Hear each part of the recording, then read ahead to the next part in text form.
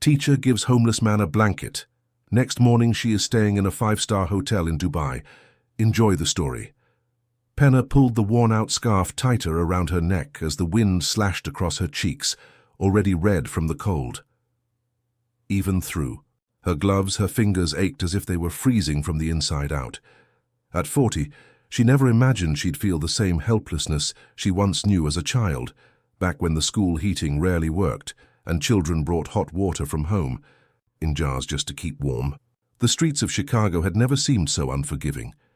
The November sky hung low and grey, threatening snow that would only compound the misery of those with nowhere warm to go. Penna hunched her shoulders against the bitter wind that funneled. Between the towering buildings of the city she'd called home her entire life. The termination letter crinkled in her coat pocket as she shifted, a constant reminder of her new reality.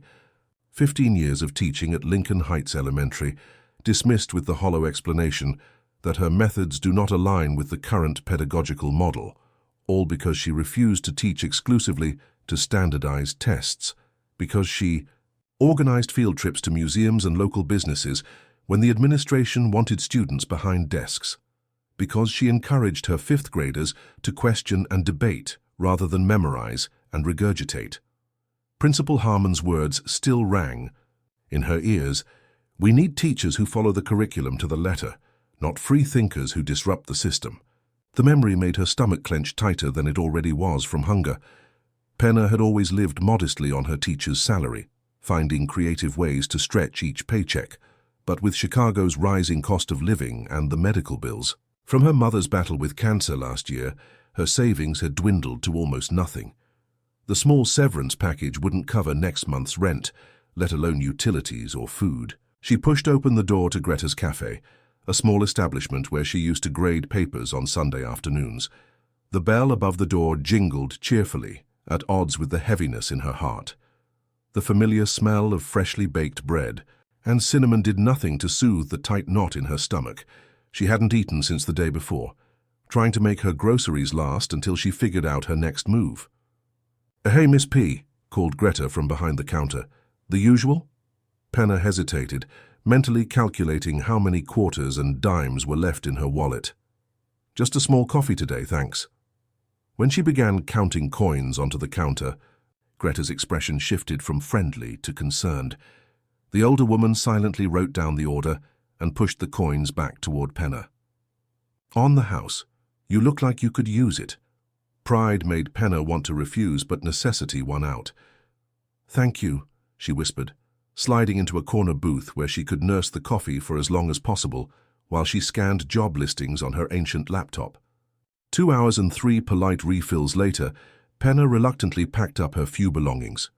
The cafe was getting busier, and she couldn't justify taking up space without buying anything substantial. As she stepped back into the cold, the sky had darkened prematurely, and the first few snowflakes began to fall.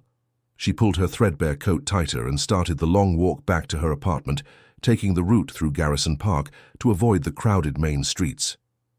The park was mostly deserted due to the weather, the usual dog walkers and joggers deterred by the rapidly accumulating snow. Near the east entrance, huddled under the meager shelter of a park bench, she spotted a man lying on the sidewalk. He was shivering violently, despite the layers of cardboard and newspapers he'd gathered around himself. His face was mostly hidden under a matted beard and wool cap, but as she approached, his eyes opened slowly, startlingly blue against his weather-beaten face. Penna stopped. She recognized the desperation in those eyes. It was the same feeling. That had been threatening to consume her since she'd read her termination letter. Without hesitation, she knelt beside him, ignoring the snow soaking through her worn jeans. "Are you all right?" she asked softly. The man regarded her warily, clearly accustomed to being ignored or harassed rather than addressed with kindness. "Been better," he managed through chattering teeth. Penna reached into her backpack and pulled out a folded blanket, the emergency one she'd kept there since her car broke down last winter. It wasn't fancy, just a simple fleece throw, but it was clean and warmer than newspapers. "It's not much, but maybe it'll help tonight," she said, offering it to him. The man stared at her for a long moment, disbelief evident in his expression. Then, with trembling hands, he accepted the blanket and wrapped it around his shoulders. "No one gives me anything without wanting something in return," he said quietly. "Thank you for breaking that rule." His words struck Penna deeply. How many times had she offered extra help to students only to be questioned about her motives? How many times had school administrators suggested she was trying to show up other teachers by going beyond minimum requirements? "We all need kindness sometimes," she replied simply. As she stood to leave, he called after her, "What's your name?" "Penna," she answered over her shoulder. "Just Penna." She didn't wait for his response, just continued on her way, blinking, back tears that threatened to freeze on her cheeks. As she trudged through the deepening snow, a thought crossed her mind. "I've already lost everything. What more can happen?" Morning brought no relief from Penna's circumstances. If anything, the reality of her situation felt even more crushing in the harsh light of day. Her apartment, once a cozy sanctuary filled with books and mementos from her teaching career, now felt like a temporary shelter she was about to lose. She sat at her small kitchen table, surrounded by bills marked "Final Notice" in angry red. Letters, trying to prioritize which essential service she could afford to keep. Electricity? Water? The prepaid phone she needed for potential job calls? The calculation was impossible. There simply wasn't enough money for all three. A knock at the door startled her. Penna rarely received visitors, especially at 8 in the morning. For a brief, irrational moment, she wondered if the school had reconsidered her termination. Hope flickered and died just as quickly. When she opened the door, there was no one there, just an elegant cream-colored envelope on her welcome mat. Her name was written in flowing script across the front. Inside was a single card with an address, a time, and a brief message. "Today, you fly." It was signed simply, Quincy. Penna stared at the card, turning it over as if expecting more information to materialize. Quincy. She knew no one by that name. The address appeared to be for a private airfield outside the city. Was this some kind of joke, a scam, or had someone confused her with someone else entirely? Curiosity battled with caution as she considered her options. On any other day, she might have dismissed the mysterious invitation outright. But today, with her life crumbling around her, what did she really have to lose?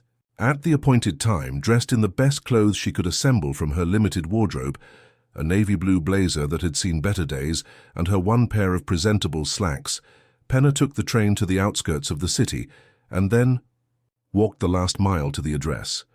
As she approached the private airfield, doubt began to creep in. The facility was clearly exclusive, with a sleek modern terminal and security gates that suggested this was a place for people several social strata above her. She was about to turn back when a uniformed driver approached. "Ms. Penna Calloway?" he asked politely. Stunned that he knew her full name, she nodded. "I've been instructed to escort you. If you'll please follow me." In a daze, Penna followed the driver to a gleaming black car with tinted windows.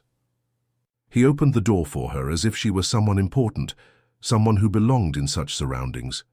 The leather seats were soft against her palms as she slid into the back seat, trying to quell the nervous flutter in her stomach. The car pulled up directly alongside a sleek white private jet. Its engines hummed quietly, ready for immediate departure. The driver opened her door and gestured toward the aircraft steps. "Your host is waiting aboard," he said simply. With legs that felt increasingly unsteady, Penna climbed the steps. The interior of the jet was a revelation, all polished wood, soft leather, and subtle lighting. And there, rising from one of the plush seats, was a man she recognized instantly despite his transformation. Gone was the matted beard and dirt-streaked face. In their place was a clean-shaven, distinguished-looking gentleman in his late 40s, wearing a perfectly tailored charcoal suit. But the eyes, those startling blue eyes, were unmistakable. "You," Penna breathed, unable to formulate a more coherent response. The man smiled, extending his hand. "Quincy Pascal. Though when we met yesterday I was simply the homeless man. Under the bench." Penna shook his hand automatically, her mind racing to make sense of this impossible situation. "I don't understand." "Please, sit," he said, gesturing to the seat opposite his. "We'll have plenty of time to talk during the flight." "Flight?" Penna echoed, still trying to catch up. "Flight to where?" "Dubai," he replied casually, as if suggesting a trip to the local mall. "I have business there, and I'd like you to join me." Penna remained standing, suddenly wary. "Why me? What is this really about?" Quincy's expression softened. "You're wondering who I am, and why you? The answer is simple. I saw compassion where there was only cold. I saw courage in a woman who had nothing left, yet still offered warmth to a stranger." He paused, studying her face. "That blanket you gave me, it wasn't just fabric, it was dignity, it was humanity. Do you have any idea how rare that is?" Before Penna could respond, a flight attendant appeared, offering her a glass of champagne. Quincy accepted one for himself and raised it slightly. "To new beginnings," he said, "for both of us." If you are enjoying the story, type 5 in the comments and subscribe for more videos like this. If not, type 0, it helps me create even better content for you. Continuing. The private jet sliced through clouds as Penna tried to reconcile the surreal nature of her circumstances. 12 hours ago, she'd been counting coins for coffee. Now she was crossing the Atlantic in a luxury aircraft with a man who had somehow transformed from a homeless person into what appeared to be a billionaire. "I can see you have questions," Quincy said, his voice carrying easily over the gentle hum of the engines. "I owe you answers." He leaned back in his leather seat, fingers steepled. "I'm what some might call an eccentric billionaire. I own RSV Global. Perhaps you've heard of it." Penna shook her head slowly. "It's one of the world's largest sports betting and gaming enterprises," he explained. "Started as a small venture in London 20 years ago, now headquartered in Dubai, with operations in 47 countries." He smiled slightly at her evident confusion. "But my business isn't what's important here. What matters is why I was sleeping on a bench in Garrison Park." Quincy reached for a tablet and pulled up an article. The headline read, "Pascal's Wager, Billionaire's Unusual Method for Finding Authentic People." "I travel the world searching for something money can't buy," he continued, handing her the tablet. "Genuine human connection. People who act from their core values rather than self-interest." Penna skimmed the article, which detailed Quincy's unconventional approach to philanthropy and business. Twice yearly, he would go undercover in different cities, living as a homeless person for several days. During these periods, he would observe how people treated him when they believed he had nothing to offer in return. "You gave me a blanket without knowing I could wrap the whole world around you," Quincy said quietly. "Do you know how many people walked past me that day? Hundreds. Some pretended not to see me. Others looked disgusted. A few teenagers threw coins at me like I was some kind of carnival game." Penna remembered his words from their first encounter. "No one gives me anything without wanting something in return." "So this is what? A reward?" she asked, uncomfortable with the implication. Quincy shook his head firmly. "No, an opportunity. I want you to be my personal assistant." Penna nearly choked on her champagne. "I'm a 5th-grade teacher, or I was. I don't know the first thing about the gambling industry or being anyone's assistant. Not to serve coffee or schedule meetings," he clarified, "but to represent something money can't buy, values, to help me build the next phase of my legacy." He explained that while RSV Global was immensely profitable, he had recently begun focusing on his foundation, which funded educational initiatives for underprivileged children worldwide. The foundation was well funded, but lacked someone with first-hand experience in education, someone who understood what students and teachers truly needed. "I've read your personnel file," Quincy admitted, responding to her startled expression with a small shrug. "It wasn't difficult to obtain once. I knew your name and where you taught.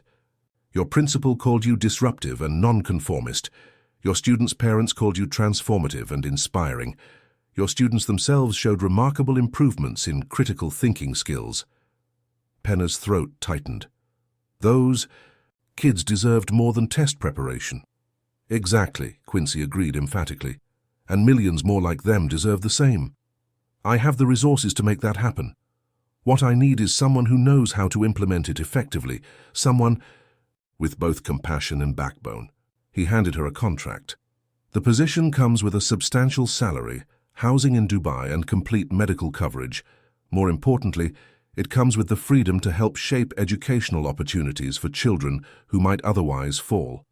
Through the cracks, Penna stared at the document, trying to process not just the details of the offer, but the complete reversal of her circumstances in less than 24 hours. "This feels impossible," she whispered. "Sometimes the impossible is merely the improbable waiting for the right catalyst," Quincy replied. "You were that catalyst for me yesterday, a reminder that genuine kindness still exists. Let me be that catalyst for you today." As the flight continued, Penna read through the contract carefully. The terms were generous beyond anything she could have imagined, including provisions for continuing her own education if she wished, and a clause that guaranteed funding for any educational project she personally endorsed. "Why do I feel like Cinderella?" she asked wryly, finally setting the contract aside. "Only instead of a fairy godmother, I have an eccentric billionaire with a penchant for social experiments." Quincy laughed, the sound genuine and warm. "I prefer to think of it as recognizing talent where others failed to. Lincoln Heights' loss is my foundation's gain." As the plane began its descent into Dubai International Airport, Penna gazed out, the window at the glittering metropolis rising from the desert like a mirage. Spires of glass and steel reached toward the sky, their tops wreathed in clouds. The famous Palm Jumeirah extended into the Persian Gulf, its distinctive shape unmistakable even from this height. "Welcome to your new home," Quincy said, following her gaze. "At least for now." The humidity hit Penna like a wall as she descended the steps of the private jet. Chicago's bitter November cold seemed like a distant memory in the face of Dubai's lingering summer heat, even at night. The air smelled different here, a mixture of salt from the nearby Gulf, exotic spices, and the indefinable scent of extreme wealth. A sleek limousine waited on the tarmac, its driver standing at attention beside the open door. Penna hesitated. For a moment, still half expecting to wake up and find herself back in her cramped apartment, surrounded by past due notices. "It's quite real," Quincy said beside her, correctly interpreting her hesitation, "though I understand it will take some time to adjust." The drive from the airport to downtown Dubai was a journey through a landscape that seemed more science fiction than reality. Highways with 12 lanes cut through the desert, flanked by buildings that defied conventional architecture, twisting, leaning, reaching impossible heights. Lights transformed the night into a kaleidoscope of colors, reflecting off glass facades and dancing across the surfaces of artificial lakes. "We'll be staying at the Alabaster for tonight," Quincy informed her as the limousine glided to a stop before a towering structure of white marble and gold. "Tomorrow, we can discuss more permanent accommodations for you." The Alabaster was more than a hotel. It was a monument to luxury. The lobby soared several stories high, with fountains that seemed to defy gravity and chandeliers that resembled constellations. Penna felt conspicuously out of place in her travel-worn clothes as they were escorted to a private elevator. Her suite was larger than her entire Chicago apartment. Floor-to-ceiling windows offered a panoramic view of the city skyline and the Persian Gulf beyond. The bathroom featured a sunken marble tub, and even the faucets released water scented with rose petals. "This is," Penna trailed off at a loss for words. "Just a hotel room," Quincy finished for her. "The trappings of wealth are the least interesting aspect of what I'm offering you, Penna." He handed her a credit card and a smartphone. "For immediate necessities, there's a boutique in the lobby that should still be open. Get whatever you need. We have meetings tomorrow beginning at 10. After he left, Penna stood motionless in the center of the opulent suite, trying to ground herself in this new reality. In her childhood, she'd shared a bedroom with 2 sisters, sleeping in 3 layers of socks just to fight the cold when the heating failed. Now she stood on heated marble floors, surrounded by luxury that most people only glimpsed in magazines. Or movies. She ran her fingers along the silk bedspread, then laughed out loud at the absurdity of it all. What would Mrs. Kemp's fifth period class think if they could see me now? The boutique in the lobby catered to guests who had forgotten essentials or needed appropriate attire for unexpected events. The sales associate, a poised woman with an impeccable British accent, didn't bat an eye when Penna explained she needed basically everything. 2 hours later, Penna stood under a rainfall shower, letting hot water wash away the grime of travel and the lingering stress of her Chicago life. Clean, fed and dressed in silk pajamas that cost more than her monthly rent, she finally allowed herself to believe that this extraordinary turn of events might actually be real. Sleep, however, proved elusive. Her mind raced with questions and possibilities. What exactly would her role entail? Was she qualified to help shape educational initiatives on a global scale? And underneath it all, a nagging doubt. Why her? Surely there were thousands of educators more qualified, more connected, more experienced. When dawn broke over the Persian Sea, Gulf painting the sky in shades of pink and gold, Penna was already awake, watching the city come to life from her window. Dubai seemed to exist in a perpetual state of becoming. Cranes dotted the skyline, constructing ever taller, ever more ambitious structures. At precisely 9, there was a knock at her door. A woman in a crisp business suit introduced herself as Nadia, Quincy's chief of staff. "Mr. Pascal asked me to brief you before this morning's meetings," she explained, entering the suite with efficient strides. "I understand your circumstances are somewhat unusual." Something in her tone suggested that Penna wasn't the first person Quincy had plucked from obscurity. This realization was both comforting and disconcerting. "Does he make a habit of recruiting people this way?" Penna asked directly. Nadia's professional demeanor cracked slightly, revealing a hint of amusement. "Mr. Pascal has unconventional methods for finding talent, yes, but I assure you, he doesn't make these decisions lightly. If he's chosen you, he sees something exceptional." The morning's schedule was demanding. A tour of RSV Global's headquarters, introductions to key personnel, and a presentation on current foundation projects. Penna dressed in one of her newly acquired outfits, a tailored ivory pantsuit that made her feel both professional and like an imposter. RSV Global occupied the top 15 floors of a gleaming skyscraper in the heart of Dubai's financial district. The offices were a study in understated elegance, open concept with subtle touches of luxury in the materials and furnishings. Men and women from diverse backgrounds moved with purpose through the space, speaking multiple languages and exuding an air of competent energy. Quincy met them on the executive floor, his manner shifting subtly from the conversational style of the previous day to something more focused and commanding. This was clearly his domain, and he moved through it with the confidence of someone who had built an empire from nothing. "Welcome to RSV Global," he said, guiding Penna into a glass-walled conference room where several people waited. "These are the senior members of my foundation team. Everyone, this is Penna Calloway, our new Director of Educational Initiatives." Director? Penna kept her expression neutral despite her surprise at the title. She had assumed personal assistant meant something far more administrative.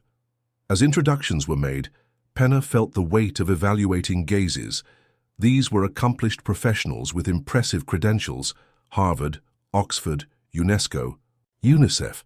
Their backgrounds a stark contrast to her modest career teaching 5th grade in Chicago. "Penna comes to us with 15 years of frontline educational experience," Quincy continued smoothly.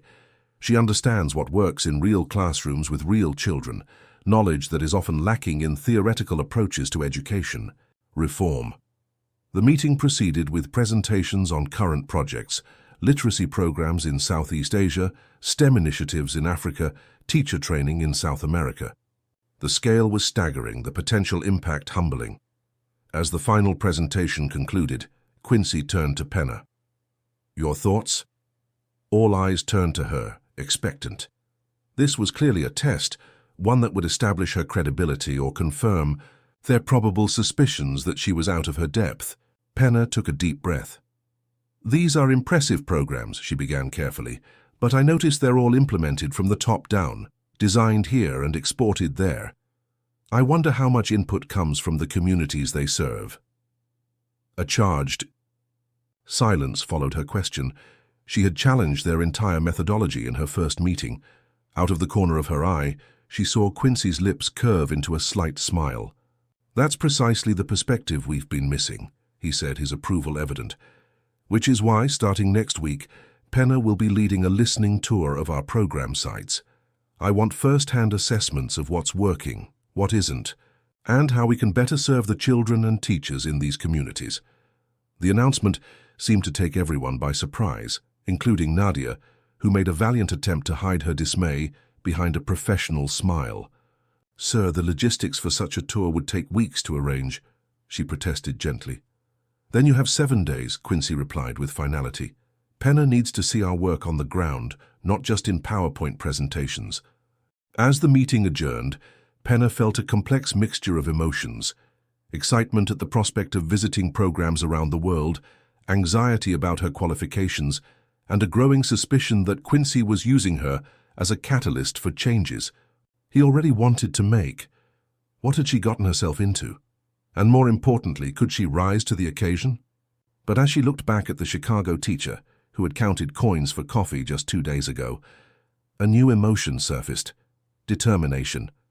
She might not have the credentials of her new colleagues, but she had something they possibly lacked: the experience of working with limited resources, of seeing education not as a theoretical concept, but as a daily battle to ignite young minds against all odds.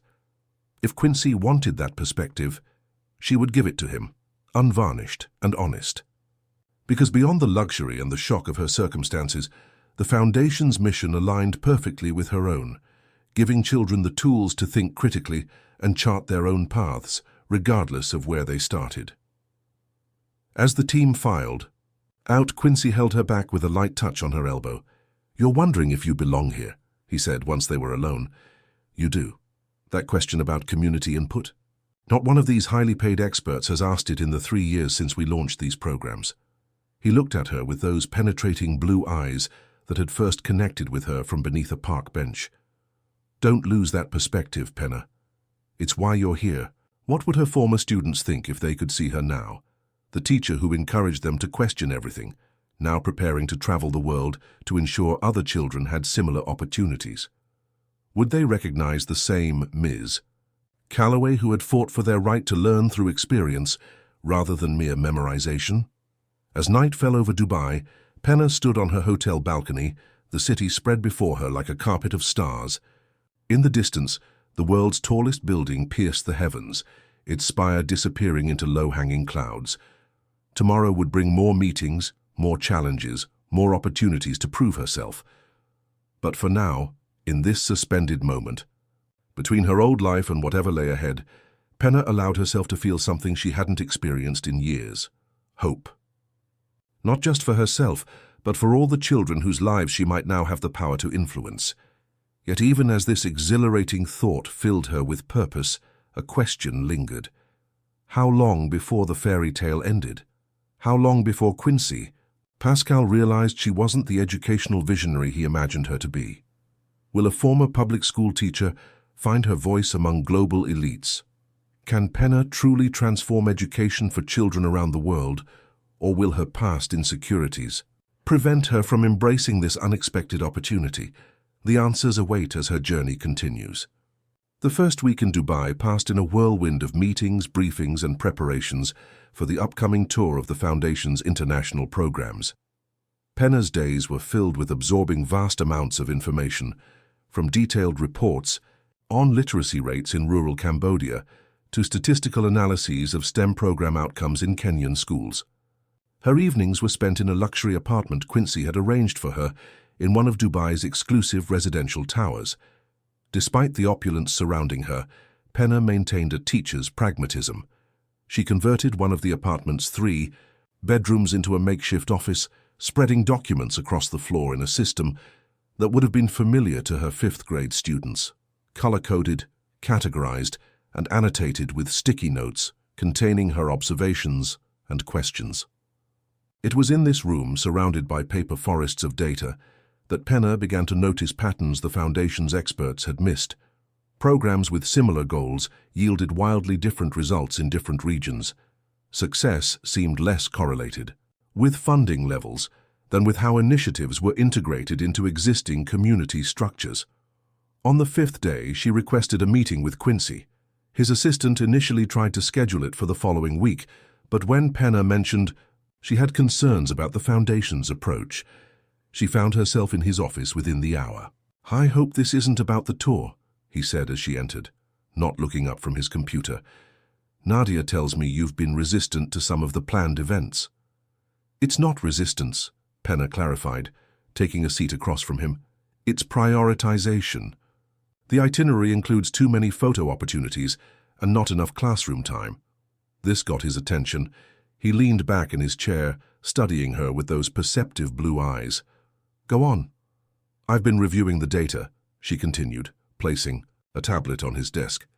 "And something doesn't add up. The Foundation is spending millions on cutting-edge educational technology, but the improvements in student outcomes are minimal." She pulled up a series of charts she'd created, comparing the Foundation's high-tech approach in Morocco with a simpler community-based model in Vietnam.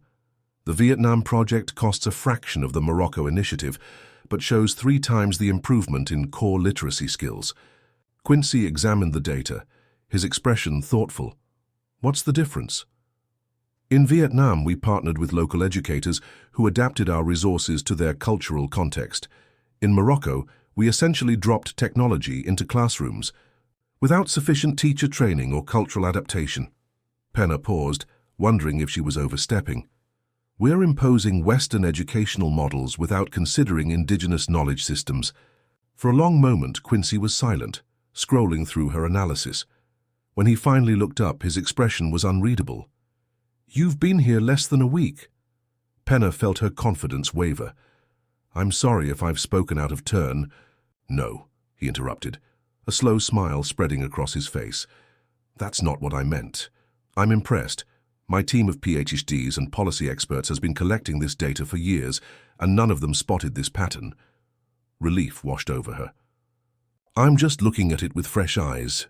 "Fresh eyes informed by classroom experience," Quincy corrected. "This is exactly why I brought you here." He tapped the tablet. "I want this analysis presented to the entire Foundation team before you leave for the tour." Penna's stomach dropped. "I'm not sure that's a good idea. I'm still the newcomer without credentials. They already see me as an outsider. If I criticize their work publicly—" "You're not criticizing, you're elevating," Quincy insisted. "And if they can't recognize good ideas because they're threatened by your background, that's their problem, not yours." 2 days later, Penna stood before the Foundation's senior leadership team, more nervous than she'd been facing a classroom of 30 10-year-olds on her first day of teaching. These weren't children.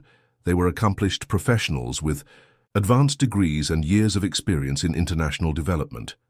And she was about to suggest they'd been approaching their work all wrong. She wore a simple navy dress, deliberately choosing something less ostentatious than the designer clothes she'd been provided. This presentation wasn't about impressing anyone with her appearance. It was about the substance of her observations. "Thank you for taking the time to hear my preliminary thoughts," she began, conscious of the skeptical expressions around the conference table. "I want to start by acknowledging the incredible work this Foundation has already accomplished and the expertise each of you brings to these initiatives."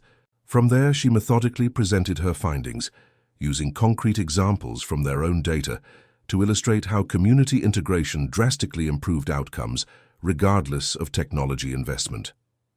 She concluded with practical recommendations for the upcoming tour, suggesting more time with local teachers and fewer ceremonial events. When she finished, the room was silent. Penna's heart pounded as she waited for someone to respond. Director of Research Ahmad Farouk was the first to speak. "Your analysis is compelling," he said carefully, "but you're suggesting we fundamentally restructure programs that took years to develop based on a week's review of our data." "I'm suggesting we listen more and prescribe less," Penna clarified. "The restructuring would follow naturally if we let local educators have more input into how our resources are allocated." Debate erupted around the table. Some Foundation executives defended the existing approach, citing the need for measurable metrics to satisfy donors. Others seemed intrigued by Penna's perspective, particularly those who had field experience in the communities served. Throughout the discussion, Quincy remained silent, observing the dynamics with interest. Only when the conversation began to circle back on itself did he intervene. "We've become too insulated," he said, his quiet voice immediately commanding attention. "Penna has shown us our blind spot. The tour will proceed with her recommended changes. I want every team to review their programs through this lens of community integration before she returns." The meeting adjourned with an undercurrent of tension. As the executives filed out, several nodded respectfully to Penna, while others avoided eye contact entirely. She had made both allies and adversaries in a single presentation. Nadia lingered after the others had gone. "That was unexpected," she said, her tone neutral, "but not unwelcome. Some of us have been advocating similar approaches for some time." Penna looked at her in surprise. "You have?" "The Foundation has a certain momentum," Nadia explained with a diplomatic smile. "Sometimes it takes an outsider to change direction. Your tour departs tomorrow morning at 6 a.m. I've adjusted the itinerary per your recommendations." As Penna prepared for bed that night, packing the last few items for a month-long journey that would take her to Foundation projects across Asia, Africa, and South America, she felt a complex mixture of emotions. Excitement about seeing these educational initiatives firsthand, mingled with anxiety about the responsibility she now carried. So many children's futures could be affected by the recommendations she would make. Her phone chimed with a message from Quincy. "You made waves today. Good. The Foundation needed disruption. Trust your instincts on this tour. They've proven sharp so far." She typed back a simple "thank you," while wondering if her instincts were really as reliable as he seemed to believe. In her classroom, decisions affected 30 children. Now, her perspective could influence educational opportunities for thousands. The gravity of this responsibility kept her awake long into the night. From her window, she could see the lights of Dubai, a city built on audacious vision and limitless resources.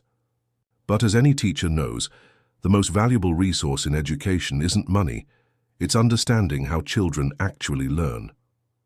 As dawn broke over the Persian Gulf, Penna shouldered her bag and took one last look at the luxury apartment that still didn't quite feel like home. For the next month, home would be wherever children were learning, wherever teachers were striving to make a difference with limited resources. It was familiar territory, even if the geography was new. The humidity in rural Cambodia pressed against Penna's skin like a damp cloth as she sat cross-legged on the wooden floor of a classroom, built on stilts to protect it from seasonal flooding. 25 children in neatly pressed uniforms watched her with curious eyes as she demonstrated a simple science experiment using materials readily available in their village.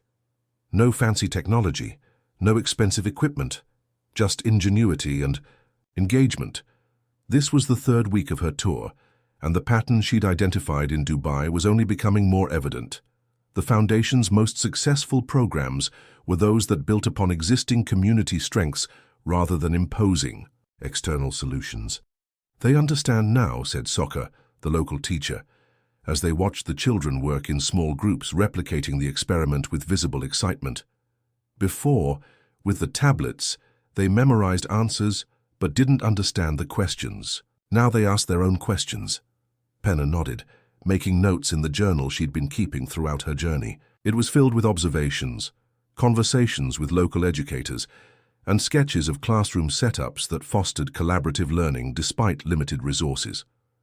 The Foundation had spent $2 million equipping this region's schools with digital devices, only to find many of them unused or broken within months. Meanwhile, a teacher training program in the neighboring province, costing a tenth of that amount, had yielded dramatic improvements in student engagement and achievement. That evening, in the modest guest house where she was staying, Penna held a video conference with the Foundation team in Dubai. The connection was spotty, the image freezing periodically, but her message came through clearly enough.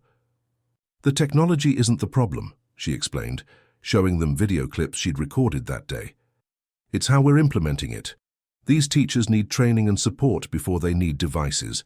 They need educational content that reflects their cultural context, not programs designed for Western classrooms. Ahmad Farouk, initially one of her strongest critics, now nodded in agreement. We've been approaching this backward, he admitted. The data from your visits so far confirms your initial analysis.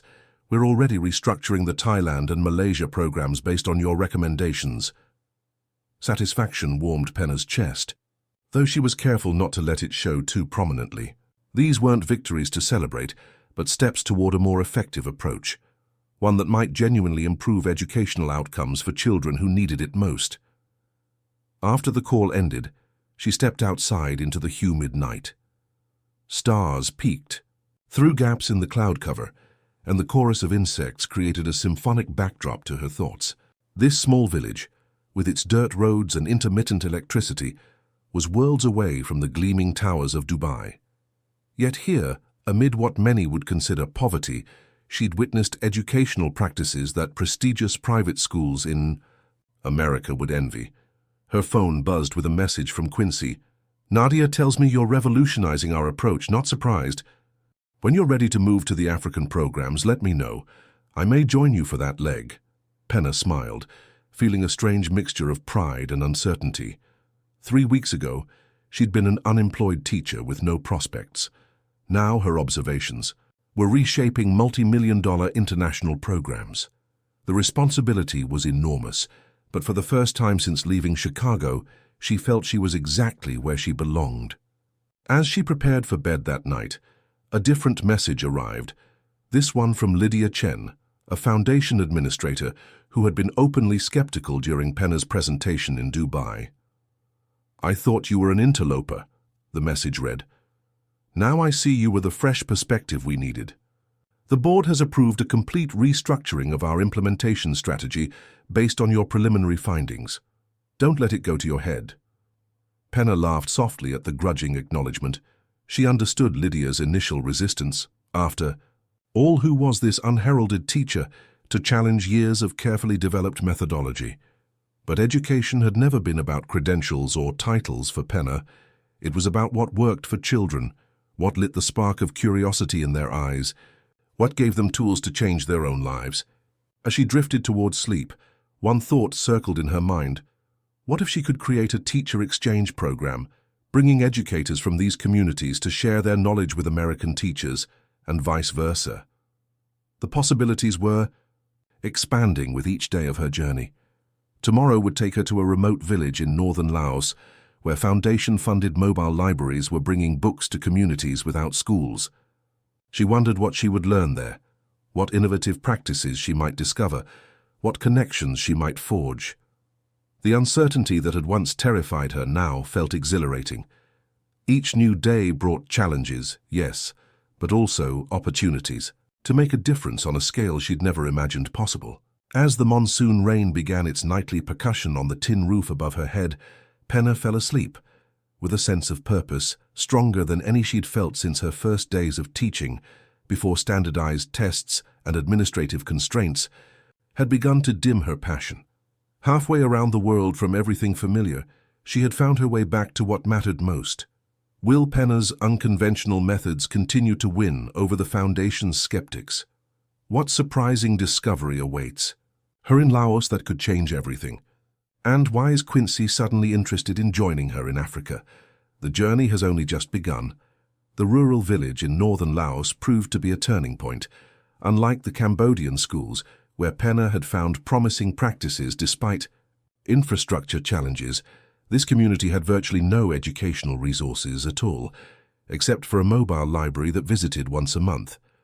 Before the book bus, most children here never saw a story with pictures, explained Maimua, the local coordinator for the Foundation's literacy initiative. Now they wait for it like a festival day. Penna watched as children lined up eagerly. As the converted truck rumbled into the village square, they weren't just excited about the books, they were transformed by them, their faces alight with the unique joy that comes from discovering new worlds through reading. What struck her most, however, was not the children's enthusiasm, but the unexpected adaptation the local team had made to the Foundation's program. Rather than simply lending books, they had trained village elders to record oral histories and traditional tales. These recordings, paired with locally illustrated booklets, preserved cultural knowledge while teaching reading skills. The Foundation didn't plan this part, Maimua admitted when Penna inquired about the origin of these materials. But we noticed children learned faster when the stories connected to their lives, so we added it.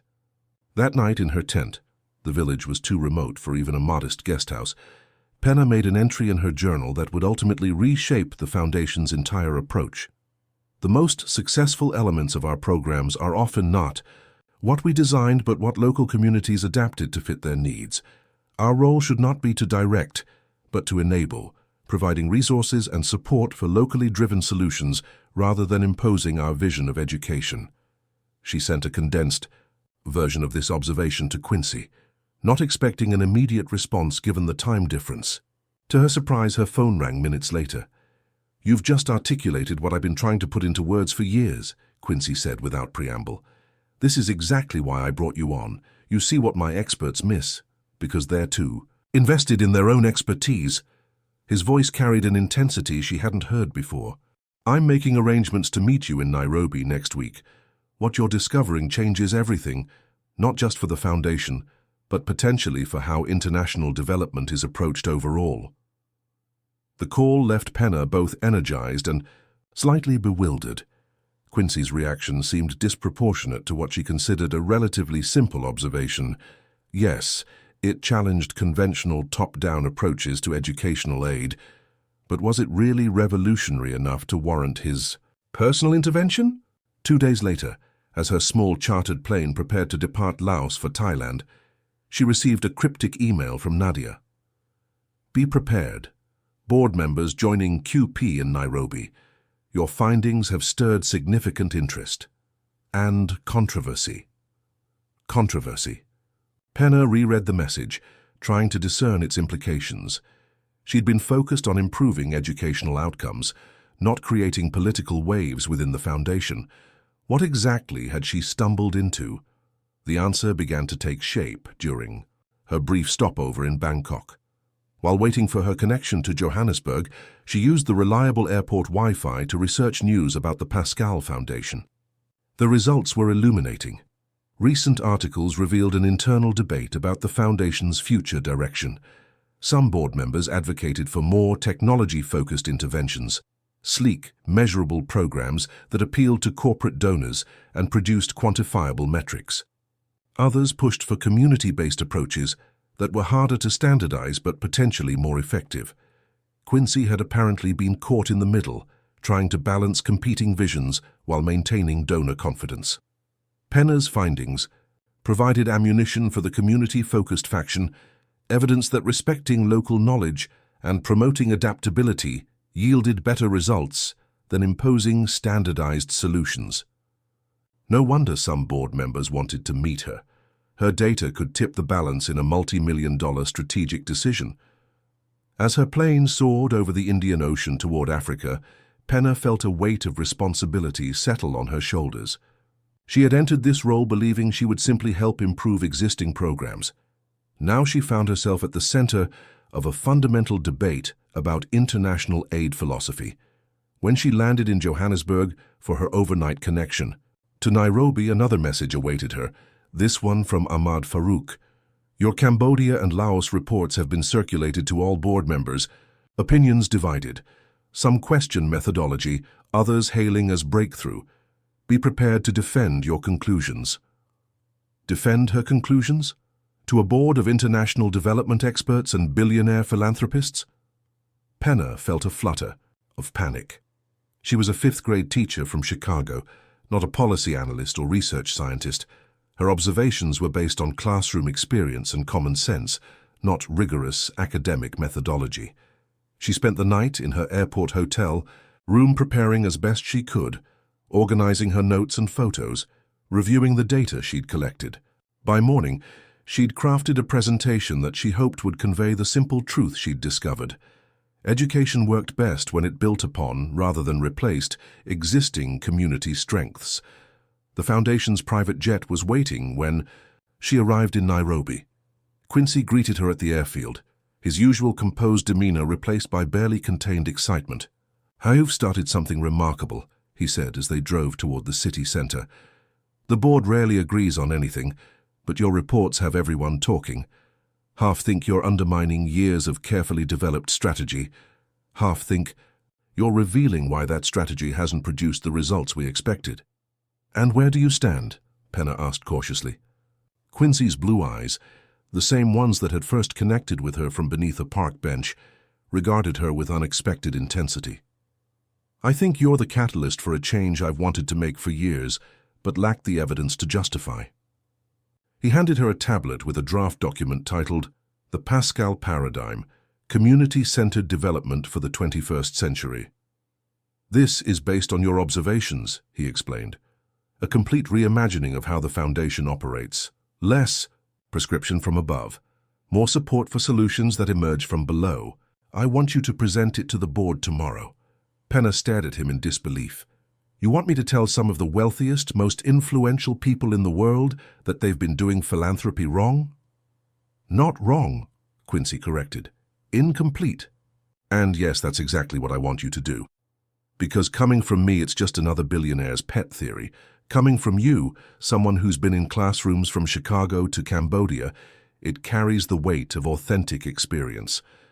As their car pulled up to Nairobi's most exclusive hotel, Penna realized how dramatically her life had transformed in just 1 month. She was no longer fighting to keep her apartment or counting coins for coffee. She was preparing to help reshape global educational philanthropy. And the strangest part, she felt ready for it. The teacher who had once been dismissed for not conforming to standardized methods was now being asked to challenge standardization on a global scale. There was a poetic justice to it that almost made her laugh. That night, as she refined her presentation in yet another luxurious hotel suite, Penna recognized the pivotal nature of this moment.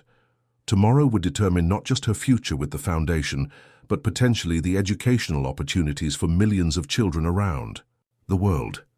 The responsibility was enormous, but for the first time since Quincy had plucked her from her Chicago existence, she felt not like an imposter, but like exactly the right person, in exactly the right place, at exactly the right time. The universe had a strange way of creating purpose from coincidence. A random encounter in a snow-covered park had led her here to this moment of transformation. A simple act of kindness, offering a blanket to a stranger, had opened a door she never knew existed. As dawn broke over Nairobi, Penna stood at her window watching the city come to life. Whatever happened next, she knew one thing with certainty. There was no going back to the life she'd left behind. She had crossed a threshold into a new version of herself, one with the confidence to speak truth to power and the platform to make that truth matter. The boardroom fell silent as Penna concluded her presentation. 14 pairs of eyes, belonging to some of the most influential figures in global philanthropy, regarded her with expressions ranging from skepticism to grudging respect to outright enthusiasm. She had spoken for nearly an hour, guiding them through what she dubbed the Pascal Paradigm, a fundamental shift from top-down program design to community-centered educational support. She'd shown them photos, videos, and data from her visits to foundation projects across Asia, highlighting the striking contrast between initiatives that imposed external solutions and those that built upon existing community strengths. Now came the moment of truth. Would these powerful individuals, accustomed to controlling rather than enabling, embrace such a radical departure from conventional philanthropy? Quincy, seated at the head of the table, broke the silence. "Thank you, Penna. Before we open for questions, I want to emphasize that this approach represents a significant evolution in our thinking, one that challenges assumptions we've operated under for years. I expect robust debate." The ensuing discussion was indeed robust. Board member Eliza Thornberry, a former U.S. Secretary of Education, raised pointed questions about measurability and accountability. How do we know we're making a difference? If every community implements programs differently, how do we justify expenditures to donors without standardized metrics. Another board member, tech billionaire Victor Zhang, argued that technology-driven solutions offered scalability that community-based approaches lacked. We can reach millions with digital platforms. This paradigm limits our impact to thousands. Throughout the debate, Penna held her ground with a confidence that surprised even herself. She addressed concerns without defensiveness, acknowledged limitations while emphasizing potential, and consistently returned to the evidence she'd gathered on the ground. Scalability isn't helpful if what we're scaling doesn't work, she pointed out when Zhang pressed his argument. And standardized. Metrics matter less than actual outcomes. Children in Cambodia aren't learning better because we provided tablets. They're learning better because local teachers found ways to integrate those tools into culturally relevant teaching methods. As the discussion continued, she noticed a subtle shift in the room's energy. Even skeptical board members began asking more curious, less challenging questions. They wanted to understand rather than disprove. Several began sharing examples from their own experiences that supported her observations. By the time Quincy called for a break 3 hours later, the atmosphere had transformed from contentious to collaborative. Board members clustered around Penna during the recess, asking follow-up questions and sharing insights. She found herself engaged in a spirited conversation with Eliza Thornberry about how community-centered approaches might be adapted for urban American schools. You know, Thornberry said thoughtfully, this reminds me of what we tried to implement during my tenure at education, before politics got in the way. Local innovation with federal support, rather than federal mandates with local implementation. When the board reconvened, Quincy proposed a bold step, restructuring the Foundation's entire educational portfolio according to the principles Penna had outlined, starting with a pilot program in 5 countries. To her amazement, the motion passed unanimously. As board members filed out at the meeting's conclusion, each stopped to speak with her. Some offered congratulations, others proposed collaboration. All treated her as a peer rather than an outsider. Victor Zhang, despite his earlier skepticism, handed her his card. My tech foundation could use this perspective. Let's talk when you're back in the States. When only she and Quincy remained, he leaned back in his chair with a satisfied smile. That, he said simply, was masterful. Penna exhaled slowly, the tension she'd been carrying finally releasing. I still can't believe they approved it. I can, Quincy replied. You showed them something they rarely see. Authentic impact, not numbers on spreadsheets or glossy photos for annual reports, but real children learning in real classrooms. That's powerful. He stood, gathering his papers. There's a celebration dinner tonight. The board wants to toast their new executive director of educational innovation. Penna froze. Their what? Did I forget to mention that part? Quincy's eyes twinkled with mischief. The board voted on your appointment before you arrived. Contingent. On your presentation, of course, which exceeded all expectations. Executive director, Penna repeated, still processing. But I don't have the qualifications. You have exactly the qualifications we need, Quincy interrupted firmly. Vision, practical experience, and the courage to challenge conventional wisdom. Everything else can be learned. That evening, dining in a rooftop restaurant overlooking Nairobi's twinkling skyline, Penna found herself at the center of a celebration that still felt slightly surreal. Board members toasted her appointment, shared stories from their own journeys, and engaged her in discussions about education reform that would have seemed impossibly distant just weeks ago. At one point during the evening, she stepped away from the festivities to catch her breath and found herself alone on the terrace, gazing at the stars above the East African night. Quite a view, isn't it? Quincy's voice came from behind her. It's beautiful, she agreed, turning to face him. All of this is beautiful, Quincy, and overwhelming. Do you ever wonder about the chain of events that brought us here? He asked, joining her at the railing. If you hadn't walked through that park on that particular day, if you hadn't stopped to help what looked like a homeless man, or if you weren't conducting one of your eccentric billionaire social experiments at that exact moment, Penna added with a smile. He laughed softly. True, but I've done dozens of those experiments over the years. Only once did I find someone who gave without expectation and then proceeded to transform my foundation's entire approach to global education. His expression grew more serious. I believed I was offering you an opportunity that day in Chicago. But the truth is, you've given the foundation and me something far more valuable: clarity of purpose. Penna considered his words, thinking about how dramatically her life had changed in just 1 month. From unemployed and facing eviction to executive director of a global educational initiative. From feeling powerless to affect even her own circumstances to having the potential to impact thousands of lives. I'm still not entirely sure why me, she admitted. There must be thousands of educators with similar perspectives. Perhaps, Quincy conceded, but how many would have the courage to challenge a room full of billionaires? How many would maintain their convictions despite pressure to conform? The blanket you gave me demonstrated kindness, yes, but your work since then has demonstrated something rarer: moral courage. The celebration continued late into the night, but Penna found herself increasingly contemplative. As board members discussed future projects and expansions, her mind turned to the communities she'd visited, the teachers she'd met, the children whose education might improve because of decisions made in this rarefied setting. There was an irony to it. Decisions about community-centered education being made in one of the most exclusive spaces imaginable. How could she ensure that the principles she advocated weren't lost in implementation? How could she maintain the connection between boardroom strategy and classroom reality? As the evening wound down and guests began departing, Eliza Thornberry approached her one last time. "You've started something important," the former secretary said. "But the hard part comes next, institutionalizing innovation without killing its spirit. I've seen many promising reforms die because they became too rigid in implementation." Penna nodded, recognizing the wisdom in the warning.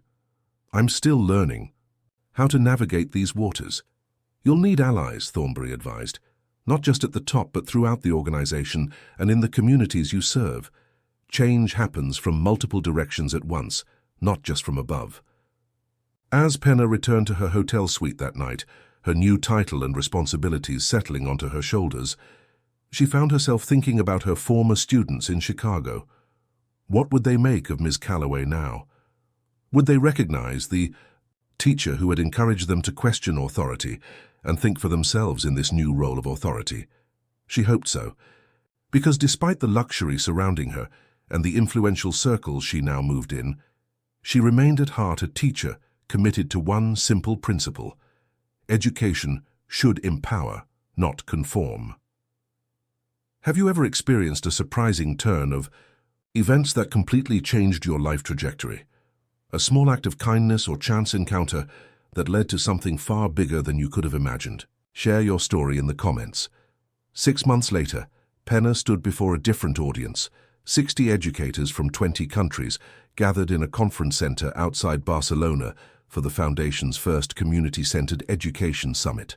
These weren't board members or wealthy donors, but teachers, administrators, and community leaders working directly with children in the Foundation's program areas.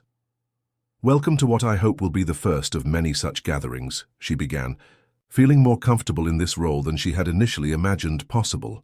"Unlike traditional conferences where experts lecture and practitioners listen, here we all have expertise to share. The next 3 days are about learning from each other." The summit represented the first major initiative of Penna's tenure as executive director, a radical departure from the Foundation's previous approach to professional development. Rather than flying Western consultants to conduct training in program countries, she had reversed the flow, bringing educators from around the world together to exchange knowledge as equals. The format reflected her evolving philosophy. The Foundation's role was not to provide answers, but to create spaces where answers could emerge from collective wisdom and experience. As participants broke into discussion groups, Penna circulated among them, listening more than speaking. A teacher from rural Kenya described a modified teaching method that had dramatically improved mathematics comprehension in her school. An administrator from Mexico shared strategies for engaging parents who had never attended school themselves. A community leader from Indonesia explained how traditional cultural practices had been integrated into science education. Quincy joined her for lunch, having flown in that morning from Dubai. In the months since the Nairobi board meeting, their professional relationship had deepened into genuine friendship and mutual respect. He had given her remarkable autonomy in reshaping the Foundation's educational programs, serving as a sounding board and advocate rather than a supervisor. "How does it feel?" he asked, as they watched the animated exchanges happening throughout the dining hall. "Seeing your vision taking shape?" "Surreal still," Penna admitted. "Sometimes I wake up expecting to be back in my Chicago apartment, counting pennies for coffee." Quincy smiled. "I occasionally have similar moments, expecting to find myself under that park bench again. Life pivots on such small moments, doesn't it?" After lunch, Penna facilitated a session on balancing local innovation with scalable impact, the challenge that had most concerned the Foundation's board. The discussion was lively, with participants offering varied perspectives on how unique community solutions could inform broader approaches without becoming rigid models. "The key is identifying principles rather than prescribing methods," suggested Maria Gonzalez, a school principal from rural Colombia. "My community's specific solution won't work exactly the same way in Indonesia or Kenya, but the principle of building on cultural strengths applies everywhere." Penna noted how this echoed her own thinking. "So we're talking about a framework that guides without constraining, one that values context while providing structure." "Exactly," Maria confirmed. "We need both freedom and direction. Too much freedom without guidance leaves us reinventing wheels. Too much guidance without freedom stifles innovation." By the end of the session, the group had drafted what they called the Barcelona Principles, 7 guidelines for balancing local autonomy with global coherence in educational programs. Penna was struck by how naturally the collaboration had flowed, how easily these educators from vastly different contexts found common ground in their commitment to children's learning. That evening, during a reception overlooking the Mediterranean, Penna found herself in conversation with Adil Rahman, a soft-spoken school administrator from Bangladesh, whose insightful comments had stood out throughout the day. "Your foundation has changed dramatically," he observed. 6 months ago, we received detailed instructions from Dubai about implementing programs. Now we're asked what we need and how the Foundation can support our vision." "Is that a positive change from your perspective?" Penna asked. Adil considered the question thoughtfully.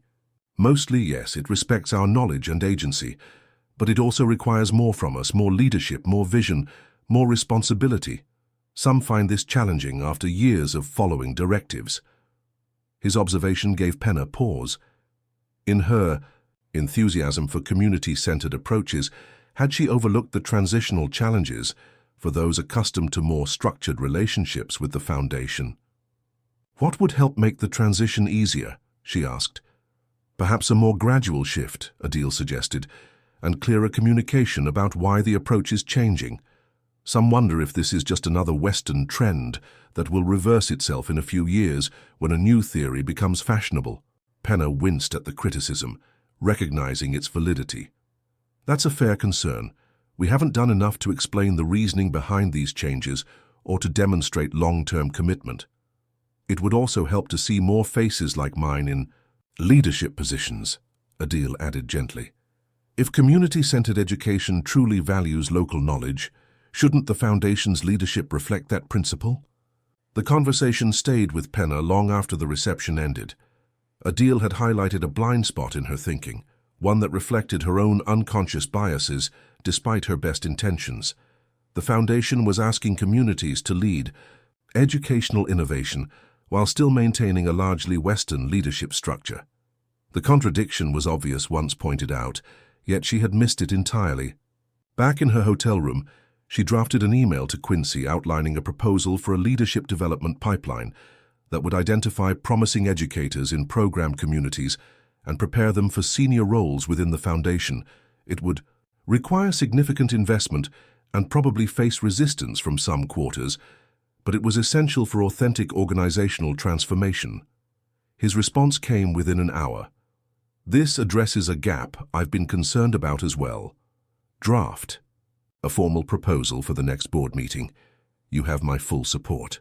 The following morning, Penna modified her planned keynote address to incorporate the insights from her conversation with Adil.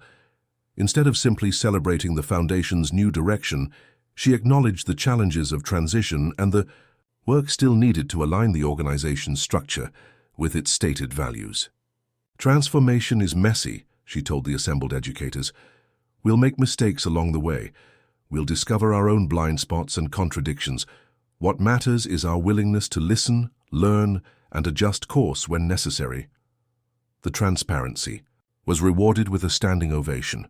Not for her personally, she realized, but for the honesty of the approach. These educators had experienced too many perfectly packaged initiatives that failed to acknowledge complexity or admit limitations. The Foundation's willingness to embrace imperfection while striving for improvement resonated deeply.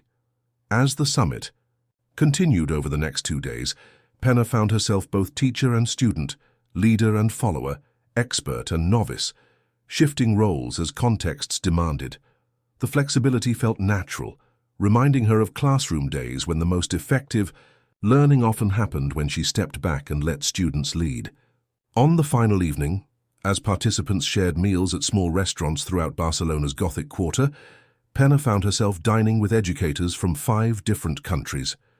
The conversation flowed easily across cultural boundaries, unified by shared commitment to children's futures, despite vastly different circumstances.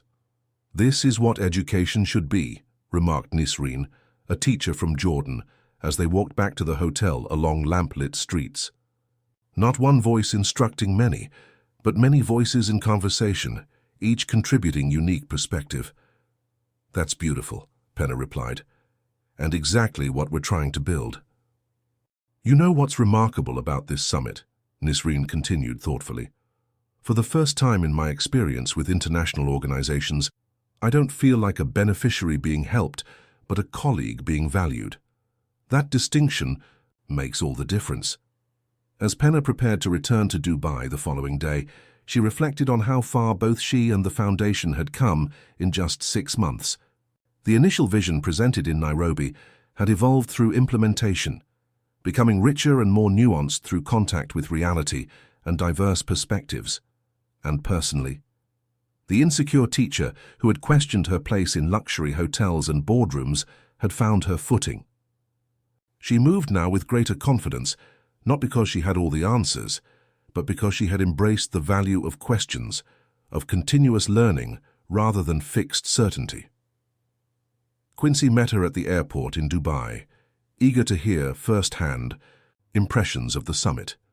It exceeded all expectations, she told him, as their car navigated the city's gleaming thoroughfares. The Barcelona principles alone justify the entire investment, but more importantly, relationships were formed that will continue long after the formal program ends. And you? He asked, studying her with those perceptive blue eyes. How are you finding this role after 6 months? Penna considered the question carefully. It fits better than I expected. Not because I've mastered it, I'm still learning daily, but because it allows me to remain fundamentally a teacher, just with a different classroom. That, Quincy said with evident satisfaction, is exactly why the blanket you gave me that day was the best investment I've ever made. Autumn in Chicago brought familiar sensations, crisp air, leaves transitioning from green to gold, and the particular energy of a city preparing for winter's inevitable arrival. For Penna, returning after nearly a year abroad felt like stepping into a parallel universe, one where everything was simultaneously familiar and strange.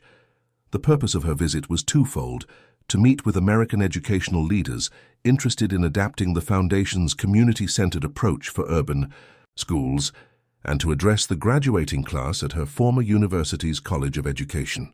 But she had personal business as well, which was why on her second morning in the city, she found herself standing outside Lincoln Heights Elementary School, watching students stream through the same doors she had entered daily for 15 years. "Ms. Calloway," the shout came from a lanky boy who broke away from his friends to race toward her.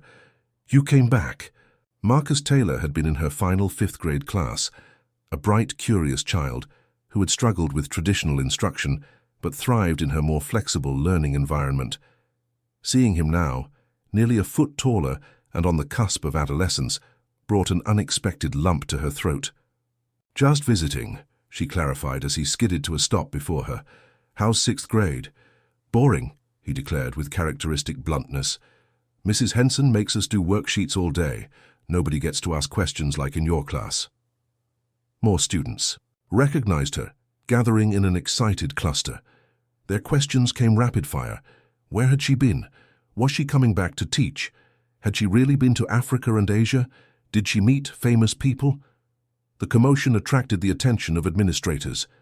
Penna spotted Assistant Principal Walters emerging from the building, his expression shifting from confusion to recognition to wariness as he approached. "Ms. Calloway," he greeted her stiffly. "This is unexpected." "Just saying hello to former Ray." "Students," she explained, keeping her tone neutral despite the memories of his role in her termination. "I'm in town for an education conference." "Yes, I've heard you've moved on to bigger things." His emphasis suggested skepticism rather than admiration. "Principal Harmon mentioned seeing your name associated with some international foundation." Before she could respond, the first bell rang. Students groaned in unison but began reluctantly moving toward the building after extracting promises from Penna that she would visit again before leaving town. "You always did have a way with them," Walters observed as the children dispersed. "Irregular methods but effective with certain students." Coming from him, it was as close to a compliment as she was likely to receive. "Thank you. I'd love to. See how the school has evolved since I left. Perhaps a brief tour later this week." The request clearly surprised him, but professional courtesy prevailed. "I suppose that could be arranged. Thursday afternoon might work. I'll check with Principal Harmon." As Walters returned to the building, Penna remained for a moment watching the last stragglers hurry inside. Her firing had been painful, a professional rejection that had shaken her confidence and identity. Yet without it, she would never have been in Garrison Park that snowy afternoon, would never have encountered Quincy, would never have discovered this new path. Life's detours, she reflected, sometimes led to more interesting destinations than the original route. Later that morning, in a downtown conference room overlooking Lake Michigan, Penna met with superintendents and educational policymakers from several major U.S. cities. The foundation had received increasing interest from American educators, intrigued by its success in international settings.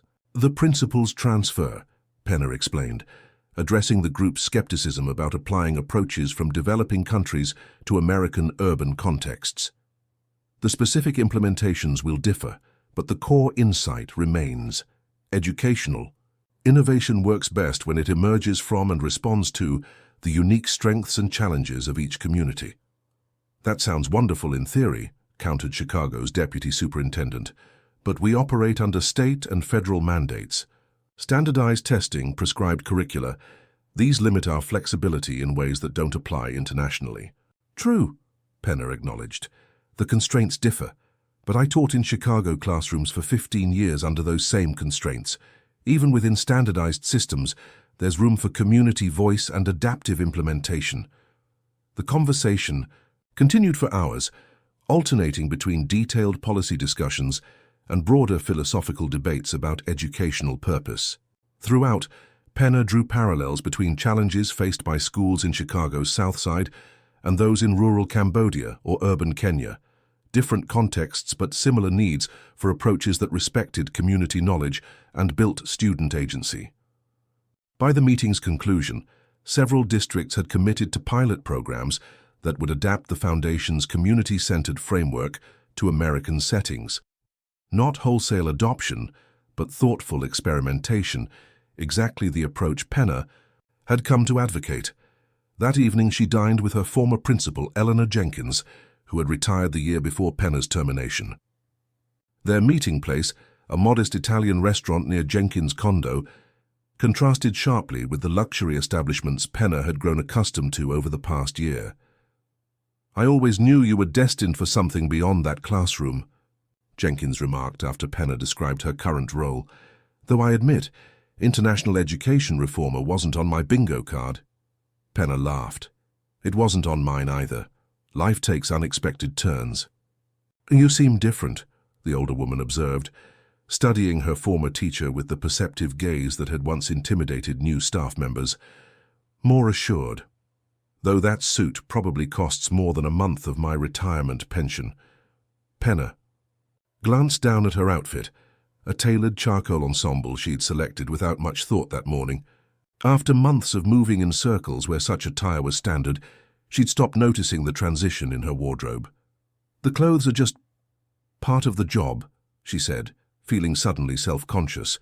But yes, I suppose I am different. This year has been transformative in ways I'm still processing. Tell me about it, Jenkins encouraged, leaning forward with genuine interest. Not the glossy brochure version, the real story.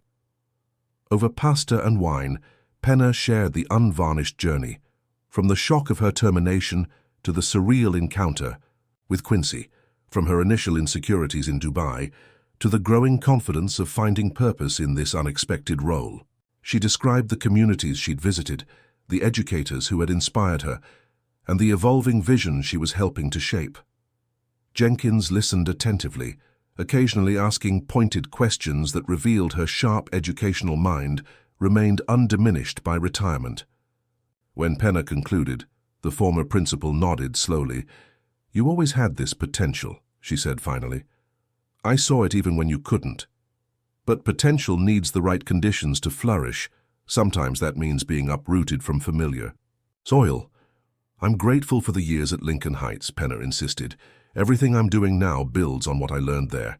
And they're poorer for losing you, Jenkins replied with characteristic directness. Though it seems the wider world is richer, there's a poetry to that I appreciate. As they parted with promises to maintain contact, Penna realized how healing the conversation had been. Jenkins' affirmation helped bridge her former and current selves, connecting the classroom teacher she had been with the educational leader she was becoming. The following afternoon found Penna in a different conversation altogether, addressing a packed auditorium at her alma mater's College of Education. Looking out at the sea of eager faces, students preparing to enter the profession she had temporarily left behind, she felt a profound responsibility to offer something beyond platitudes. I'm not here to tell you teaching is easy, she began, setting aside her prepared remarks. It isn't. I'm not here to tell you it's always rewarding. Sometimes it breaks your heart. I'm certainly not here to tell you it's the path to wealth or recognition, as my own termination after 15 dedicated years demonstrates. A ripple of surprised laughter moved through the audience. This wasn't the inspirational address they'd expected. What I am here to tell you is this. Teaching matters in ways that extend far beyond what you can measure. The seeds you plant may blossom years later, in circumstances you'll never witness. The questions you encourage might lead to answers that transform lives, including potentially your own. She shared the story of her journey, not as a fairy tale of rescue by a billionaire, but as an illustration of how educational values could find expression in unexpected contexts. She emphasized that her current role, while different in scale and setting, remained fundamentally about the same principles that drove good classroom teaching: respecting learners' autonomy, building on existing strengths, adapting to diverse needs and fostering agency rather than compliance. Some of you will spend entire careers in classrooms, directly touching thousands of young lives. Others might find yourselves, as I did, applying your educational vision in different arenas. Both paths have profound value. What matters is maintaining your core commitment to education as a liberating force, whether you're working with 30 students or influencing systems that reach millions. The standing ovation that followed her address seemed motivated not by politeness but genuine connection. As students crowded around afterward, their questions reflected deep engagement with the substance of her message rather than fascination with her unusual career trajectory. Later that evening, as Penna walked along the lakefront path where she'd spent countless hours during financially leaner days, her phone buzzed with a message from Quincy. Board approved your leadership pipeline proposal, full funding for 5 years. Implementation planning can begin immediately. The news brought a surge of satisfaction. The program would create pathways for educators, from program communities to move into influential roles within the foundation, addressing the structural contradiction Adil had highlighted in Barcelona and bringing diverse perspectives into decision-making processes.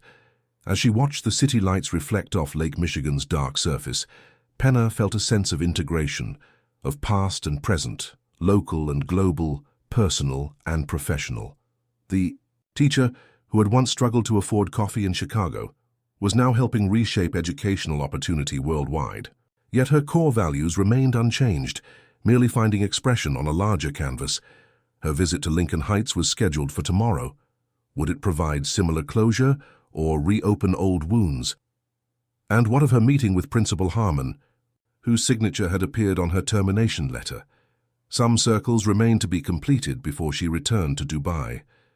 The sharp autumn wind coming off the lake carried hints of the winter to come. Yet Penna didn't feel the cold as she once might have. Her journey had taught her that endings often concealed beginnings, that loss sometimes cleared space for unexpected gains. What new chapter would tomorrow bring? And how would it connect to all that had come before? Has fortune ever changed your path in an unexpected way, turning what seemed like loss into opportunity? The most remarkable journeys often begin with what appears to be a detour. Penna's story continues. Principal Harmon's office hadn't changed. The same institutional furniture, motivational posters, and wall of framed credentials. Sitting across from the man who had ended her teaching career at Lincoln Heights felt surreal to Penna, like stepping back in time despite all that had transpired in the intervening year. "You've done well for yourself," Harmon observed after the initial awkward pleasantries. "International foundation work. Quite a shift from fifth-grade classrooms." "The transition has been educational," Penna replied carefully. She hadn't come seeking confrontation or vindication, but neither would she pretend the circumstances of her departure had been fair or justified. Harmon seemed to sense her restraint.